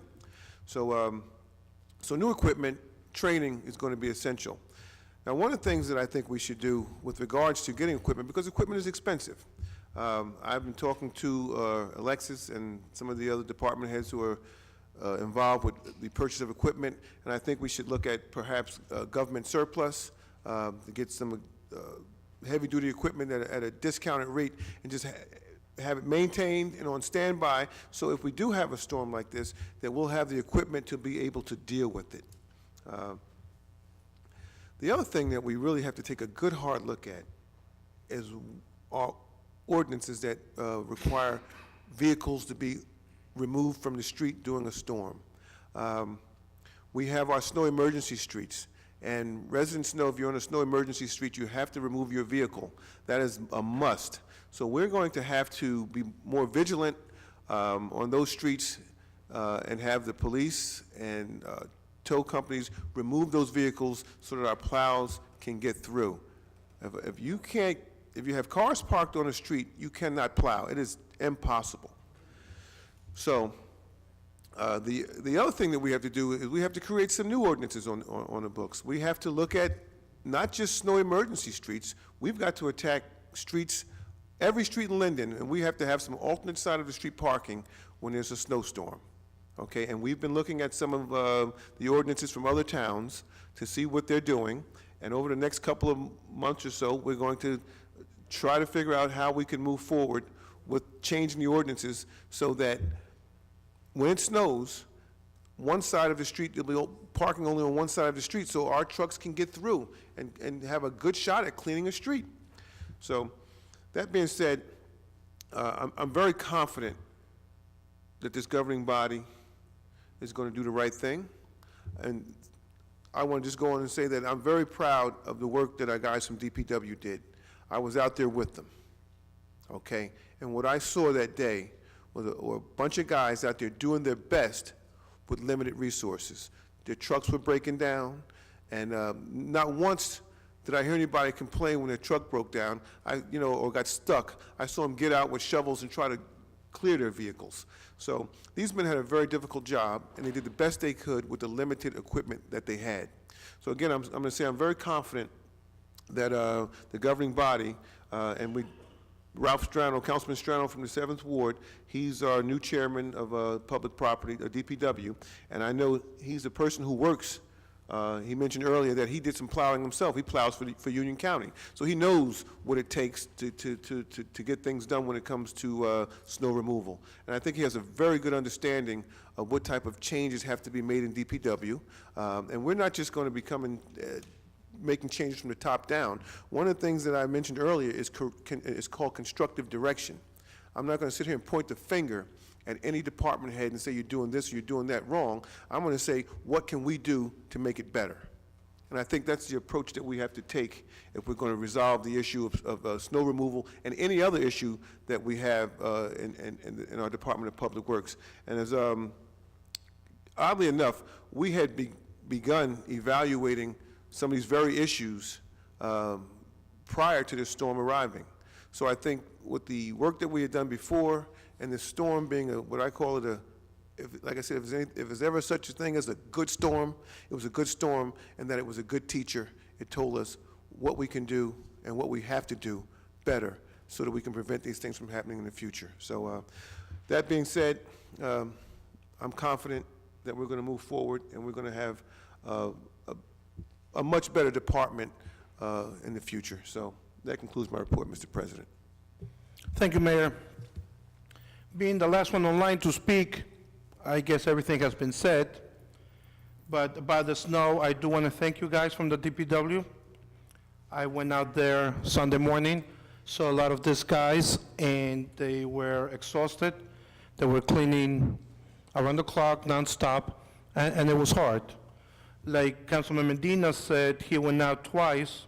I went out 3 times just to do my sidewalk, and when the snow stopped, it was already full. So just imagine what you have to deal with on the street, especially when there is citizens throwing more snow into it. So it was hard. It's 30 inches, it's a lot.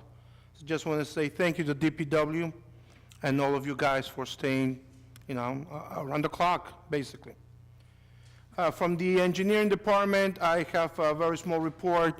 We are paving a lot of the streets. We are getting grants. We're applying for grants from the state and from the county. Hopefully, if we get them, we'll be able to do more streets. If you need to know if your street's being paved, contact your council person, and he or she will be able to tell you once they contact the engineering department. I want to acknowledge a lady who back in 2012, she started here in the city of Linden to celebrate Black History Month. Even though Black History Month has been around for a while, she started it right here on city of Linden, and she also does Spanish Heritage, and I believe she's going to be starting Women's Month, if I'm correct. Also, she happens to be the first African-American woman to serve on council.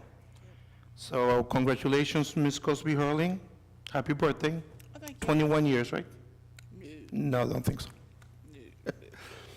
Last but not least, I would like to have speak a little bit, not me, have Chief of the Fire Department speak a little bit and bring us up to date on the quiet zone. Chief Dooley? Good evening, everyone.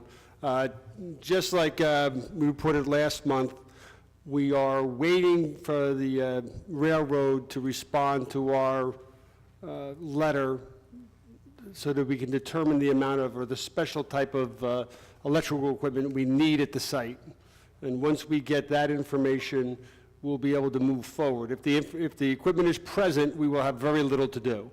If it's not present, then we're going to have to get that installed. But we're making progress. They have, I think, another 10 days in which to respond to our letter and inform us as to the status of the crossing. Thank you.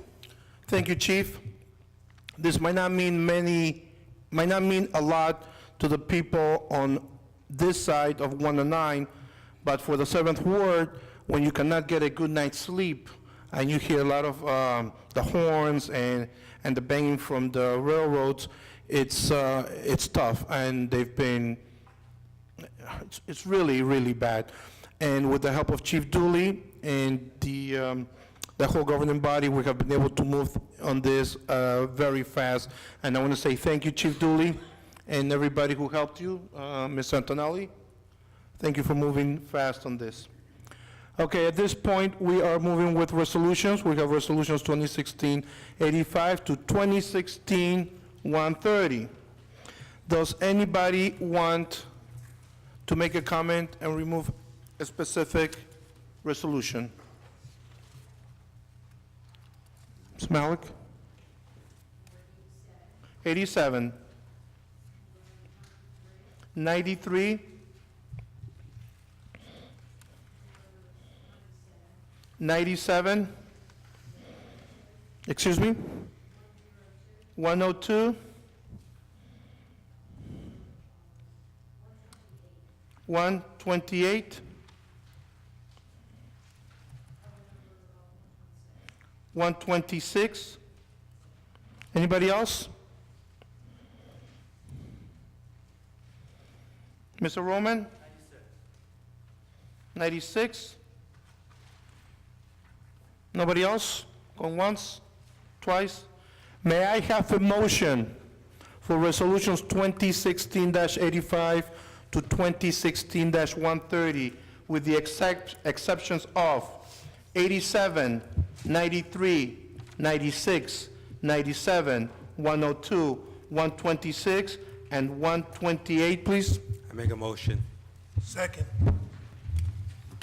Mrs. Ormond? Yes. Fire? Yes. Brown? Yes, to abstain on 91. Brooks? Yes. Crosby Hurling, Yes, I'll abstain on 86. I'm sorry, Sadowski. Yes. Strano. Yes.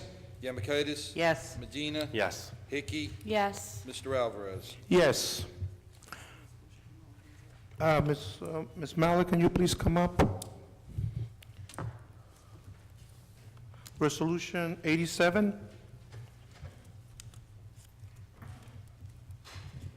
I can understand why we have resolutions 88, 89, and 90, but the resolution for 87, the Duke property's been around for a long time, so I don't understand why we're putting this resolution in at this time, while, the Pathmark property, that's newly vacated, and the other ones are relatively new, like the former JTG Scaffolding Company.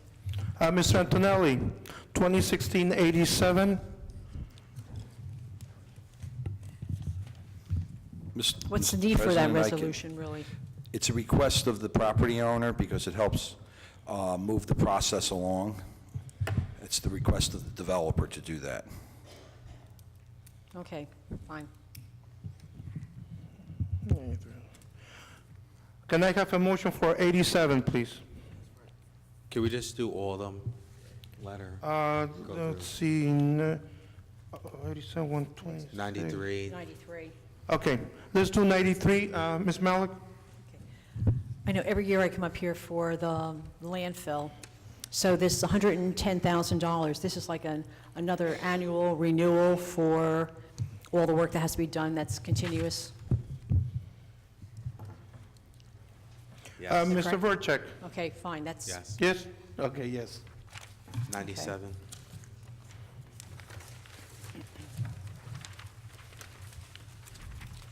Oh, what is this on-call planing service? Ms. Antonelli? This resolution, Ms. Malik, is for some of the prior resolutions that are being referred to the planning board or have already been referred to the planning board to determine whether a property is an area in need of redevelopment. This is the planner that the city contracts with to perform those studies before the planning board to allow that process to take place. So in other words, when this council refers a resolution to the planning board to study a certain property, that study is performed by a planner. In this particular case, it would be Ritchie Planning, who is performing several of the studies that are currently ongoing or have already taken place. All right, thank you. You're welcome. Ms. Malik, 126? 126, there was I think we skipped 102. 102? Right.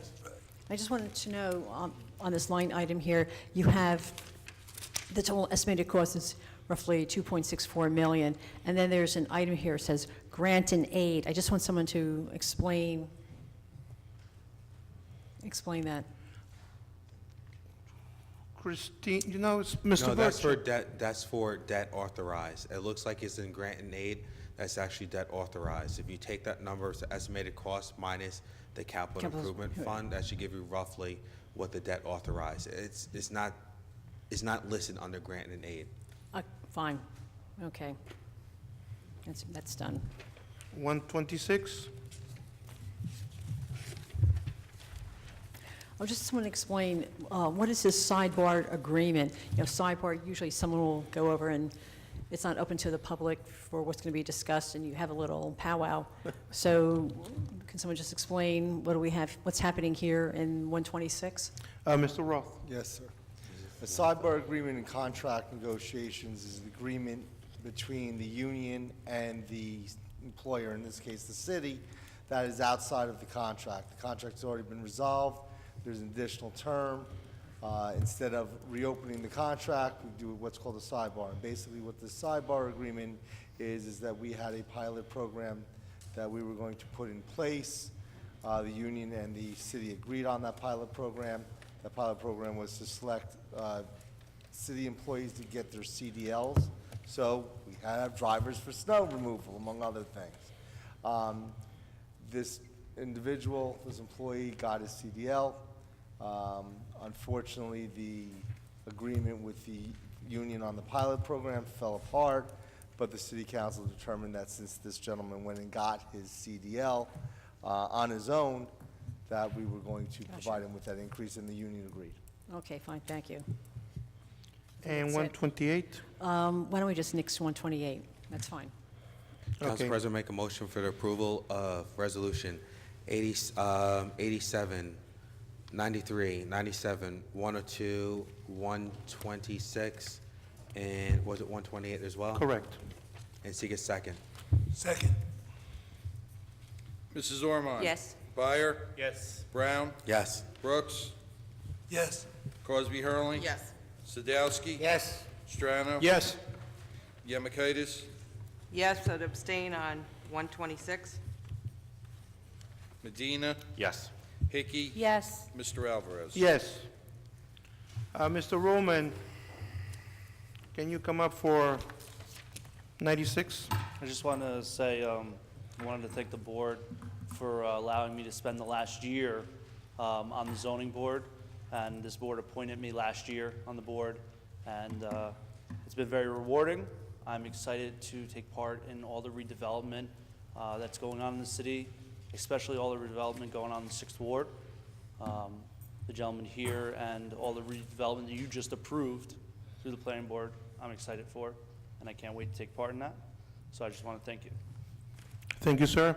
Can I have a motion for 96, please? Council President, make a motion for the passage of Resolution 2016-96 and seek a second. Second. Mrs. Ormond? Yes. Byer? Yes. Brown? Yes. Brooks? Yes. Crosby Hurling? Yes. Sadowski? Yes. Strano? Yes. Yemakaitis? Yes. Medina? Yes. Hickey? Yes. Mr. Alvarez? Yes. At this time, we're moving to ordinances for consideration for first reading. If there is anyone wishing to make a comment on a specific ordinance, I will be calling it up. Ms. 60-6.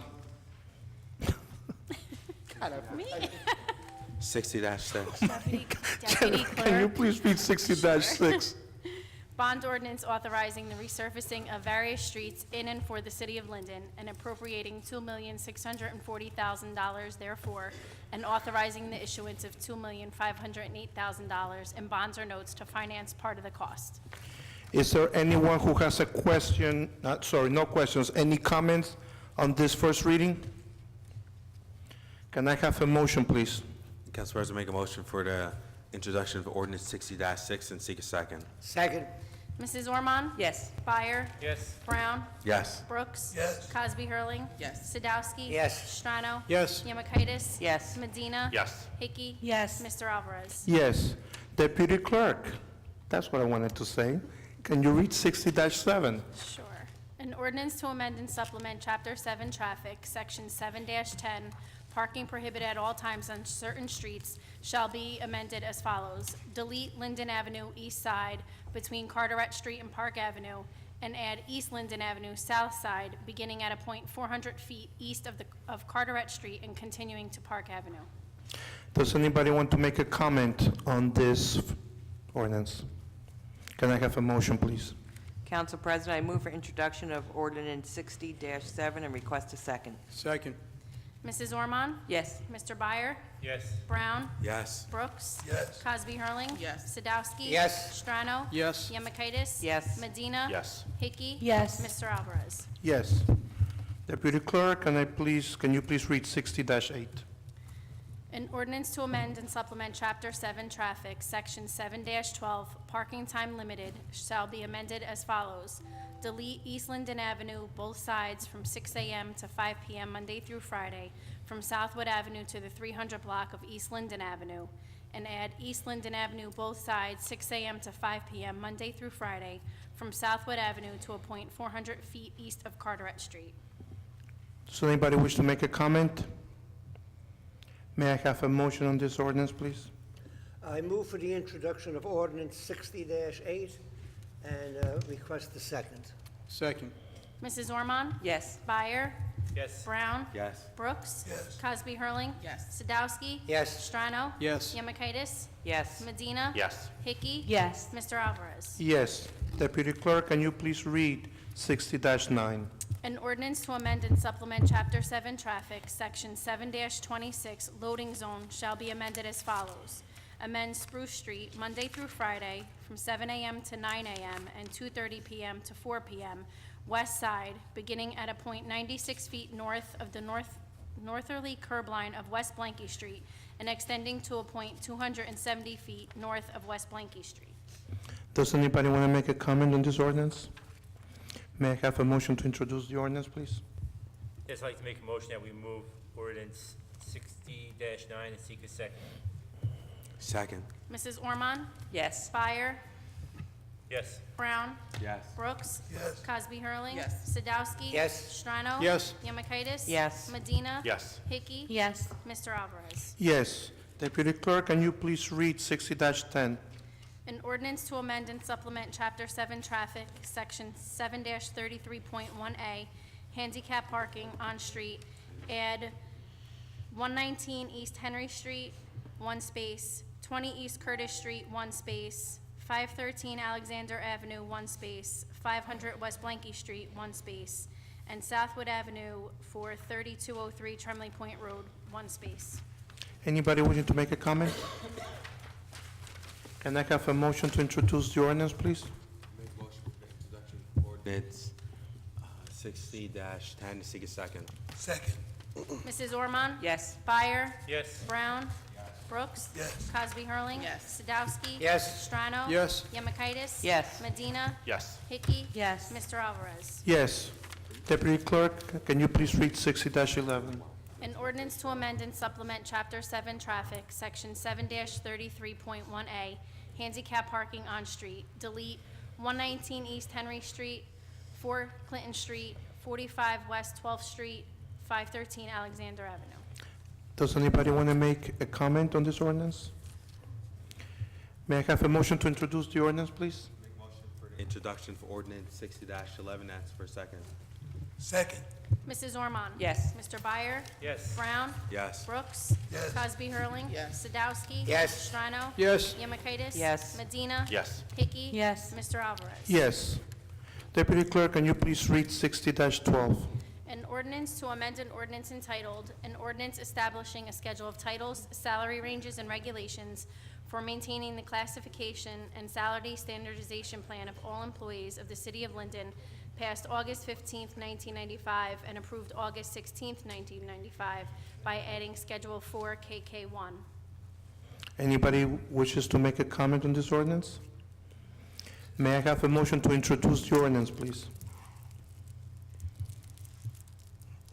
I make a motion for the introduction of ordinance 60-12 and ask for a second. Second. Mrs. Ormond? Yes. Byer? Yes. Brown? Yes. Brooks? Yes. Cosby Hurling? No. Sadowski? Yes. Strano? Yes. Yemakaitis? Yes. Medina? Yes. Hickey? Yes. Mr. Alvarez? Yes.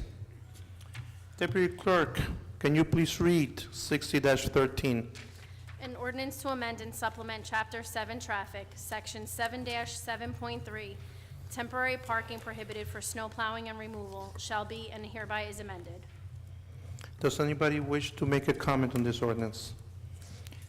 May I have a motion to introduce the ordinance, please? Council President, I move for introduction of ordinance 60-13 and request a second. Second.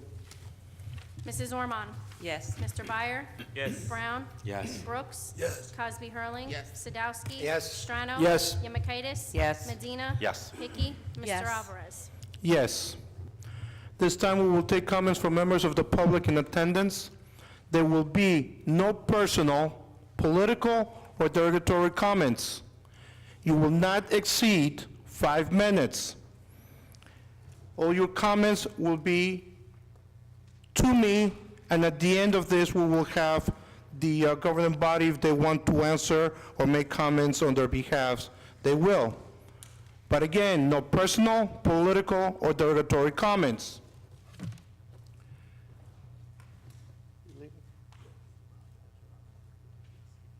Get better. Ms. Wolverton?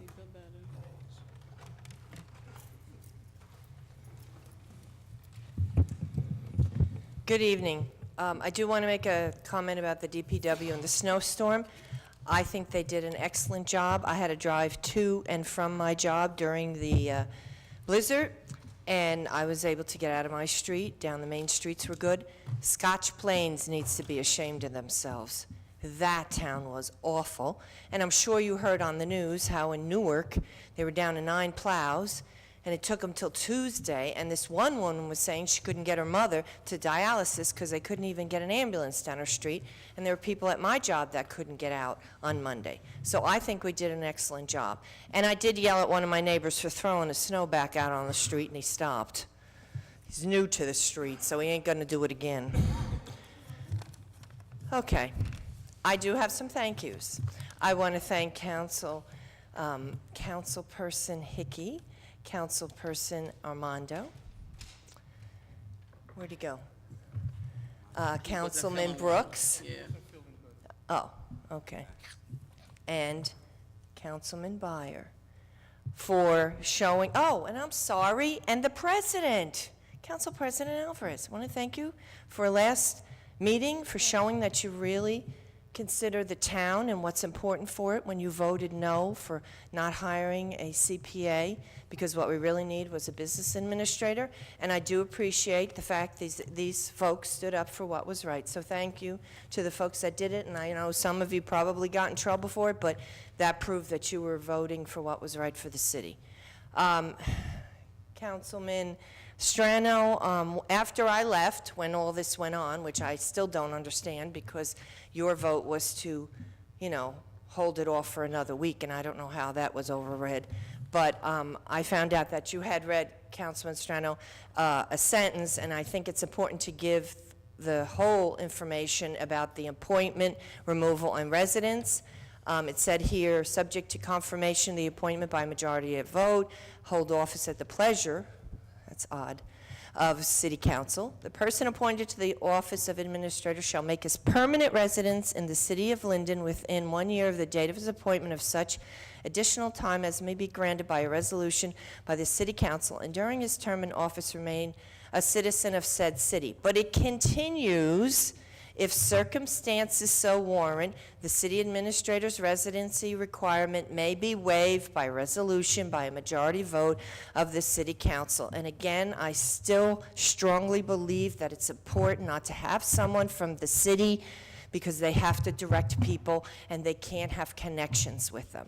So I just wanted to mention that. And also under qualifications, again, here it says, special regard to education, training, and management experience.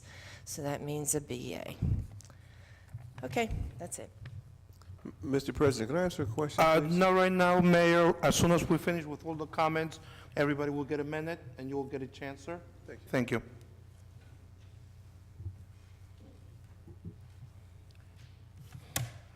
Can I have Ms. Sylvia Weisbrot?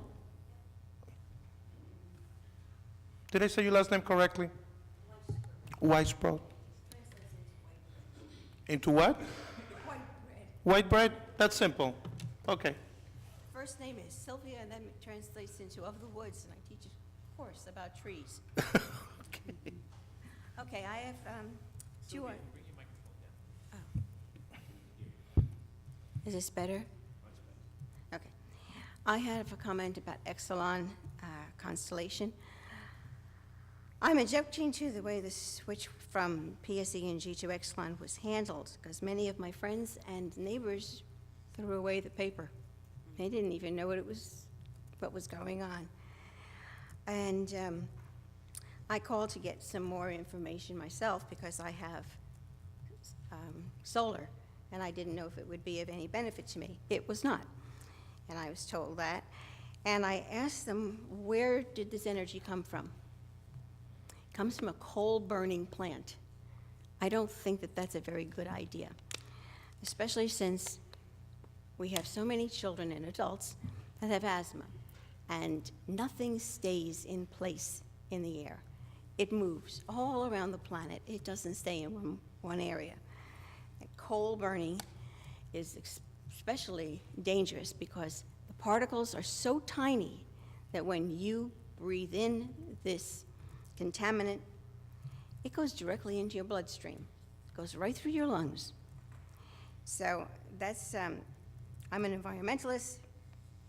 I've rallied against having coal, and I get a paper called the Public Citizen, and there are people rallying against Exelon.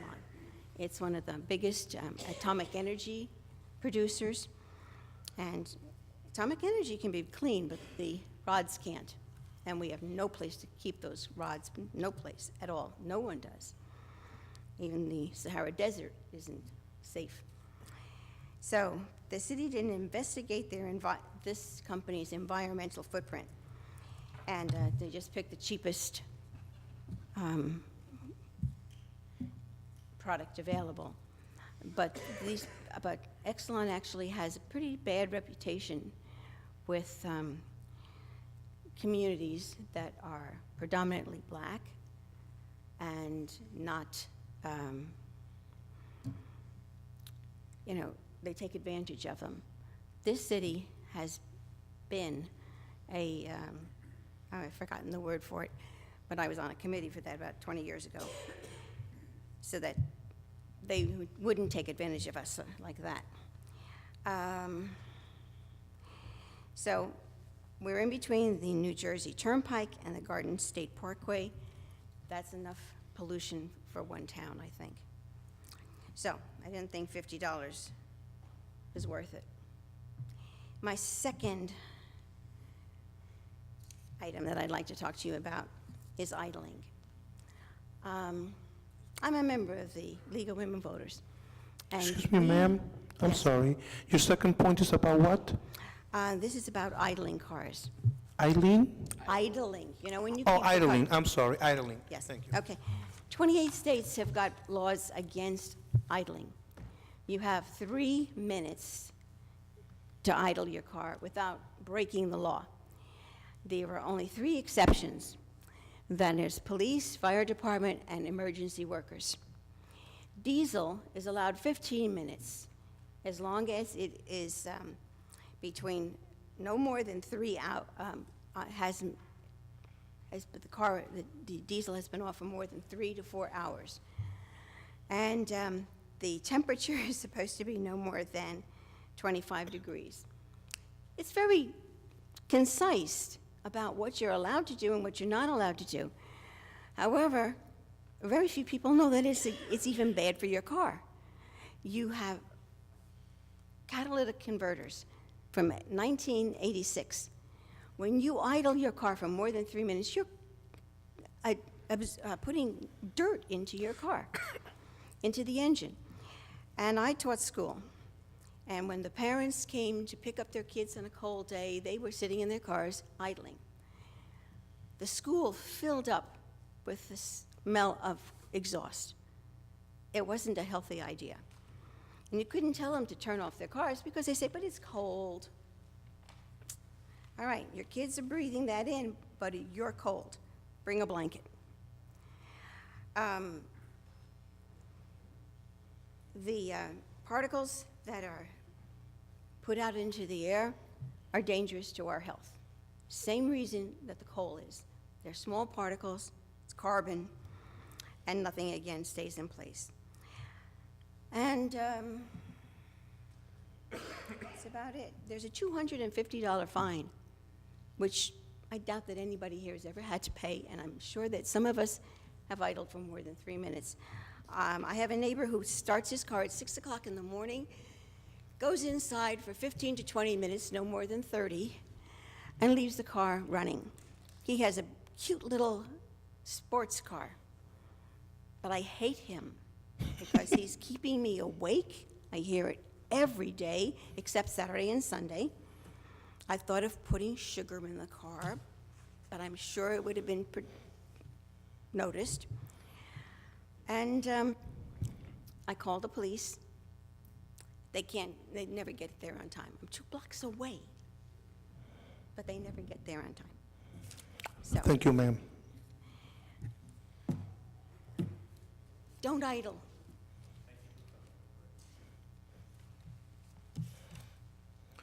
Dr. Berghammer? Berghammer? Oh, you're the lady run for the Board of Ed a while back? How are you? Me, Yeah. remember I was in your Halloween. How you doing? You're fine, thank you. I want to thank firstly Mayor Armstead for giving me the opportunity to work for the Linden Library Board. I want to thank Mr. Medina and, of course, the council president for visiting us. And I want to thank all you council people for all the support that you give to the library, because the library is a very important, place for our kids and our adults to keep learning. But I'm here today for another issue. Many of you know that I ran for office, and while campaigning, there was a common consensus. The elderly can no longer afford their homes. In fact, research has shown that over 300 houses are in foreclosure in Linden, and many more are about to go in foreclosure. This is because taxes are going up and income is not, especially for the elderly. I met an elderly lady who told me that she had to choose between paying for her prescription or her taxes. Obviously, her prescription won out because her home is now in foreclosure. It is sad to see people who live in Linden for over 40 years losing their homes because they could no longer afford to live here. I am pleading to those responsible for the health and safety of our community. I want to make a recommendation of variances for the elderly to be able to generate additional income by being able to rent out their basement and save their homes. This could be a win-win for all. Turning a single-family home into a two-family home increases the property taxes, but it also increases the income for those in need. The city can also add an additional mandatory tax of about $100 to $200 per year per home to inspect the basement apartments to make sure that it is safe to live in. For example, egress inspection, mold inspection, and other inspection to make sure that the basement is safe to live. The city can also say that children under the age of 18 should not live in these apartments. This is good because it increases the population, but it do not put a strain on the school budget. It gives the senior an opportunity to generate a revenue. It will reduce the foreclosure for many seniors, people on unemployment, and people on a fixed income. It may reduce overall foreclosures. We are living in a time where everything is increasing, but salaries, Social Security benefit, and unemployment benefits. I urge you, help Linden Lights save their homes. Not one of you could predict the future, and the ability to rent your basement may save your home. I would like to know if you guys could possibly, I know I may not be the first person who have brought up this matter, but I would really like us as a community to take this under serious advisement, because people in Linden are losing their homes, and this is a serious crisis. Thank you. Thank you, ma'am.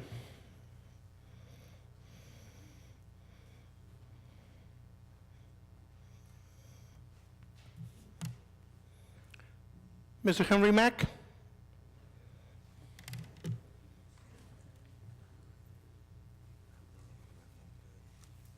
Thank you. Mr. Mayor, President of City Council, members of City Council. I am extremely pleased to speak to you for just a couple minutes, if you will. The first thing I want to immediately direct your attention to, Mr. Mayor, Mr. President of City Council, members of CDL license. I've ever have a very serious problem with that because I received numerous phone calls about that due to the fact that the city of Linden have many employees that are not college students, and there are many employees that, for some unknown reason to humanity, that we should take into consideration because God is the giver of wisdom, knowledge, and understanding. Therefore, I hereby submit to you on behalf of the people, CDL license should not be made a priority, watch your language, because of the inability of humanity. I respectfully ask that to be recorded.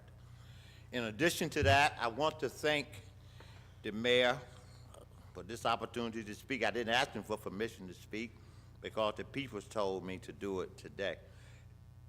And the peoples and humanity, watch your language, humanity. Humanity has a very serious problem. Very serious problem with the fact that we dropped the ball. We dropped the ball. No problem with the snow. I heard a lot of talk about the snowstorm. And I want to thank Eli Johnson, and I want to thank Paul Coates and the phone calls that we received from council members that there was peoples that was snowed in, and we responded immediately and expediently. We want to thank the city of Linden, called the Public Works. We want to thank them for their great cooperation because there were people that had to get to the hospital. Had to come from the hospital. Because the insurance company had told you got to go now. And they couldn't dare get down the streets in the city of Linden. We dropped the ball. But I want to say on behalf of Paul Coates, Eli Johnson, and the council members that called us, we was there and we had no problems. We want to thank you for that. I want to thank you for that. I want to further bring to your kind attention, I heard somebody say it again, and I heard somebody say in the last meeting, if you will. Yesterday's dinner is history. And somebody had the audacity, watch your language, to come and start talking about our mission again, about something that we have already decided on. Watch your language. It's over with. Don't tell me and the peoples of humanity what your thoughts and ideas is about what we decided on last month. It's over with. The mayor decided it. The council have decided it.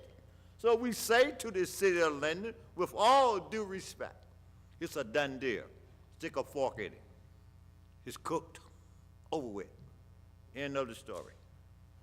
And I want to say to council, if you will, I'm listening to humanity right now, because somebody in the city of Linden had the audacity to tell me, and I had no intentions to say anything tonight, but I'd like to piggyback off some of the things that I heard humanity say. We are a strong people. Ain't you a little bit sick and tired of us bickering back and forth about nonsense? Watch your language. Nonsense. Let's go forward with the city of Linden business.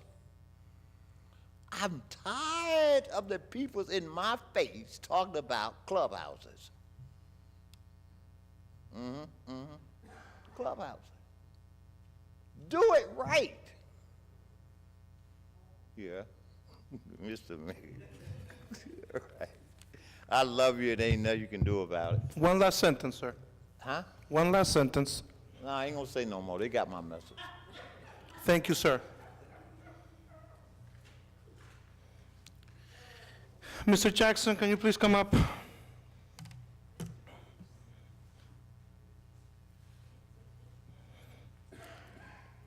Mr. Jackson, want to remind you that you're going to be speaking with me.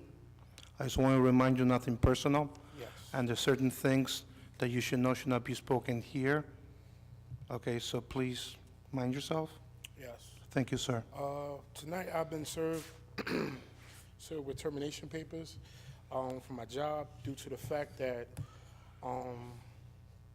they say I don't reside in Linden, New Jersey, which we had a meeting, the last town meeting. I provided my license that said my address, and y'all accepted it. So then it was an investigation with a housing inspection, came to my house once, and it was approved, satisfactory. Then they came again, second time, which was called by someone, a councilwoman, Hurley, and the lady was threatening to get kicked out of her house. So in that process, I was in the process of moving. So I moved. I reside with my brother now, which is he's back there. And during that time, the attorney, Alan Roth, told me to get documents stating that I moved and that I changed my address, which I provided, was a license and a bank statement. I couldn't give a utility bill because I'm not the owner. My brother is. So I provided the bank statement. It was satisfactory. People told my boss, Gary Luciano, told me to punch in for work. He said that if I don't get termination papers, then I'm all right, I should work. So, which I did so. Then Councilwoman Hurley came to my job, made phone calls, it got me fired again. So got fired, hired, and all through this process, they wanted documents, which I provided, that I moved, and I still got declined. I don't understand, like if I'm living somewhere and I move, but I'm still in Linden, I should still be able to seek employment here. And which I did, I provide all the documents, except I provided everything. Everything they asked for, I provided, except the bed I sleep in. That, I mean, I gave them everything, and I'm still terminated. I'm not understanding. What's the reason for me being terminated if I still reside in Linden? And you were one of the people that came to my job and told me to supply a utility bill, which is my brother's name, and I provided it, but you're not accepting it. And I just not understanding, like somebody for me, I lived in Linden all my life. I give back to the community. I did everything for Linden. You know, I bleed orange and black. I just don't understand this confusion right here. Whereas if I'm a tenant, and my tenant, I mean, not my tenant, but a friend of the family is getting threatened to get thrown out of the house, and I didn't in the process, and I moved, then, you know, I provide the documents that I moved, and I still live in Linden. I don't understand why I'm terminated. That's basically what I want to resolve this. Like, can I get some type of understanding? Because I'm confused. I will talk to the lawyers. I will have them reach out to you, sir. All right, thank you.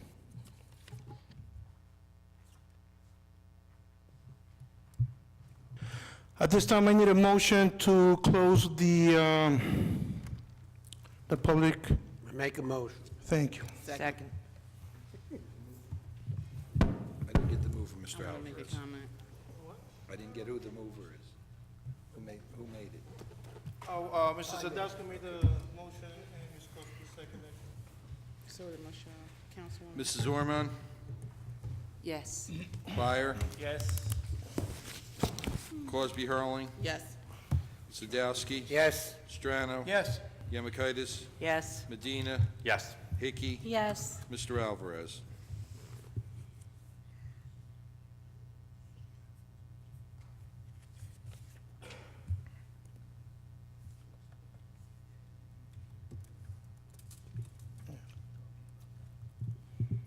Am I supposed to say yes?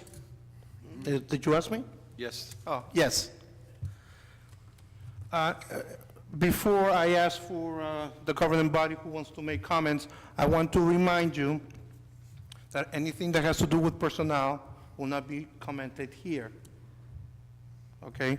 Remember, we have people that we answer to, which are out there, but there are certain things are kept here and is dealt in here with our professionals.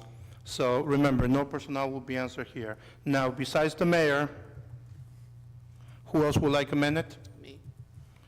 Oh, no. Yes, me. Number 7.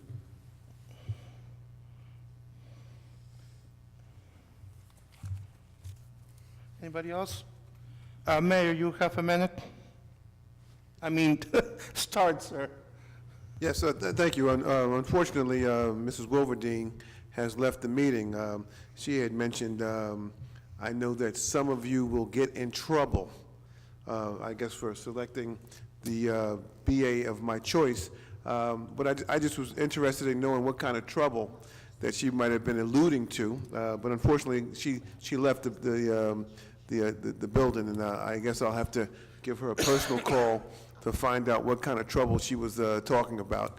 I don't know if I could create that kind of trouble for my colleagues, but, you know, I was just curious about that.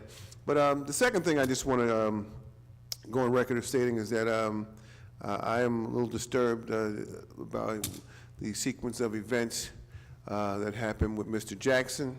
You know, I just feel like he's been a Linden resident all his life, and I think the issue of him no longer working for our city it's our loss. I thought he always was a dedicated and hardworking employee, and I think he adds value to the staff over at the Linden Multipurpose Center. At least he has always added value in the time that I've known him to work there. Thank you, Mayor. That's a minute, 20 seconds, but thank you. Ms. Cosby? I'm just going to, for the record, say that there's always 3 sides to every story. It's one person's side, the other person, and then there's the truth. And I'm not going to be subjected to false allegations and continuing to have my name dragged through the mud. I have a job to do, a very difficult job to do, and I believe that I'm doing what I'm supposed to do in the best interest of the city of Linden and their residents. I'm not going to be bullied, and I'm not going to have people making phone calls and calling me up from this place and that place, or coming to my home, or calling my husband, or speaking to me sideways through Facebook. We're grown folks here, and we all are adults. There are several opportunities within the city of Linden where we can all, you know, excel. And my job, when I first came here, was to open it up to everybody in the city of Linden. Now, some people have their issues, personal or whatever they are, but I'm not going to let anybody just say whatever they want about me, and some things aren't true. So where you have certain situations that are fabricated, I take umbrage to that, and I'm not going to just sit here and be stepped on, Thank period, you, Ms. Harlan. by members of the public, because I do this because I love our community, and I'm making strides, and I think that to be called out and stuff said about me that's not true is a Thank you, disservice. Councilwoman. It's a minute, 27 seconds. And I Thank can be you. reached at 908-718-7933. Councilwoman Yamakaitis?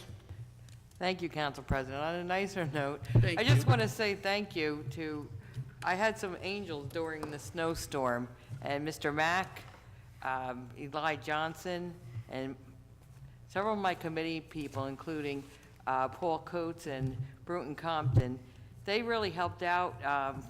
Like Mr. Mack had said, there were a lot of people that were shut-ins that needed some little extra help. They had doctor's appointments, so with all their help, they helped navigate, try to get these people in and out of their houses, get kids to get over there to shuffle for them and everything. So I just want to say thank you to them.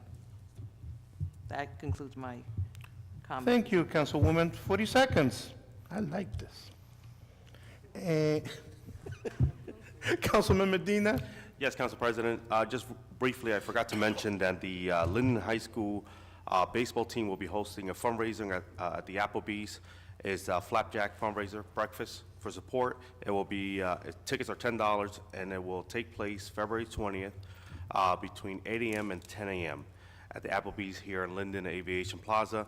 If you have any questions, please reach out to the coach, I can't pronounce the last name, 201-921-8082. And to also piggyback off of that, also want to thank the mayor. He spent some time with myself and the two coaches, and the mayor was able to find them some funding for their goals. So thank you, Mayor, again, for your time and actually pulling that through. I appreciate it. Thank you. Thank you, Councilman. And last but not least, the councilman that made it snow 30 inches. Councilman Stratton. Thank you, Council President. I just want you to know that Councilwoman Yamakaitis has yielded her 50 seconds to my report, okay? Excuse me. First of all, and I mean this with sincerity, happy birthday, Rushiana. I missed that opportunity during my report, but I hope you have a happy birthday, or did have a happy birthday and a happy evening, and wish you many more. It's really not my birthday until the 28th. I'm just, for real, it's the 28th, but thank you, though. Don't tell me that. Anyway, listen, we have a hot button item in the 7th Ward, and I would be remiss if I didn't speak directly to the people from Trimley Point, because this issue not only is a hot button for them, it's a hot button for me. I live there too. And the fire chief did, mention it, that there is a letter that went off to C&S Engineering, which represents the railroad. I just want to add some details. There's 3 items that we need an answer to, and one of them is how many trains a day use that cross that at-grade crossing? Is there a constant warning equipment, which I have no idea what that is, and a power out indicator? I don't know, maybe it's a big red light that goes on, the power goes out. But those are the 3 things. It doesn't sound like it's an expensive undertaking, but who knows in this day and age, what that requirement to meet the FRA or Federal Railroad Administration would be to get this done. We also would need a cost estimate. I think the chief mentioned that too, and a time frame, how long it would take to get it done, because this is something that, no pun intended, but I want to get it on the fast track as fast as I can. All right. And thanks. And thank you, Chief, for all of your help. I really appreciate it. Done. Thank you, Councilman. Just a little bit over a minute. No. Okay, where are we? The following council meetings will be as follows. Council conference meeting Monday, March 14th, 2016 at 6 p.m. Hopefully the lights will not go off and we can hold it here in Council Conference Room, City Hall, 301 Northwood Avenue. Council conference meeting prior to the council meeting, Tuesday, March 15, 2016 at 6 p.m. in the Council Conference Room, City Hall, 301 Northwood Avenue. Council meeting Tuesday, March 15, 2016 at 7 p.m. in the Council Chamber, City Hall, 301 Northwood Avenue. May I have a motion to adjourn? So moved. Second. Mrs. Ormond? Yes. Byer? Yes. Crosby Erling? Yes. Sadowski? Yes. Strano? Yes. Yamakaitis? Yes. Medina? Yes. Hickey? Yes. Mr. Alvarez? Yes. Everybody, please have a safe drive home.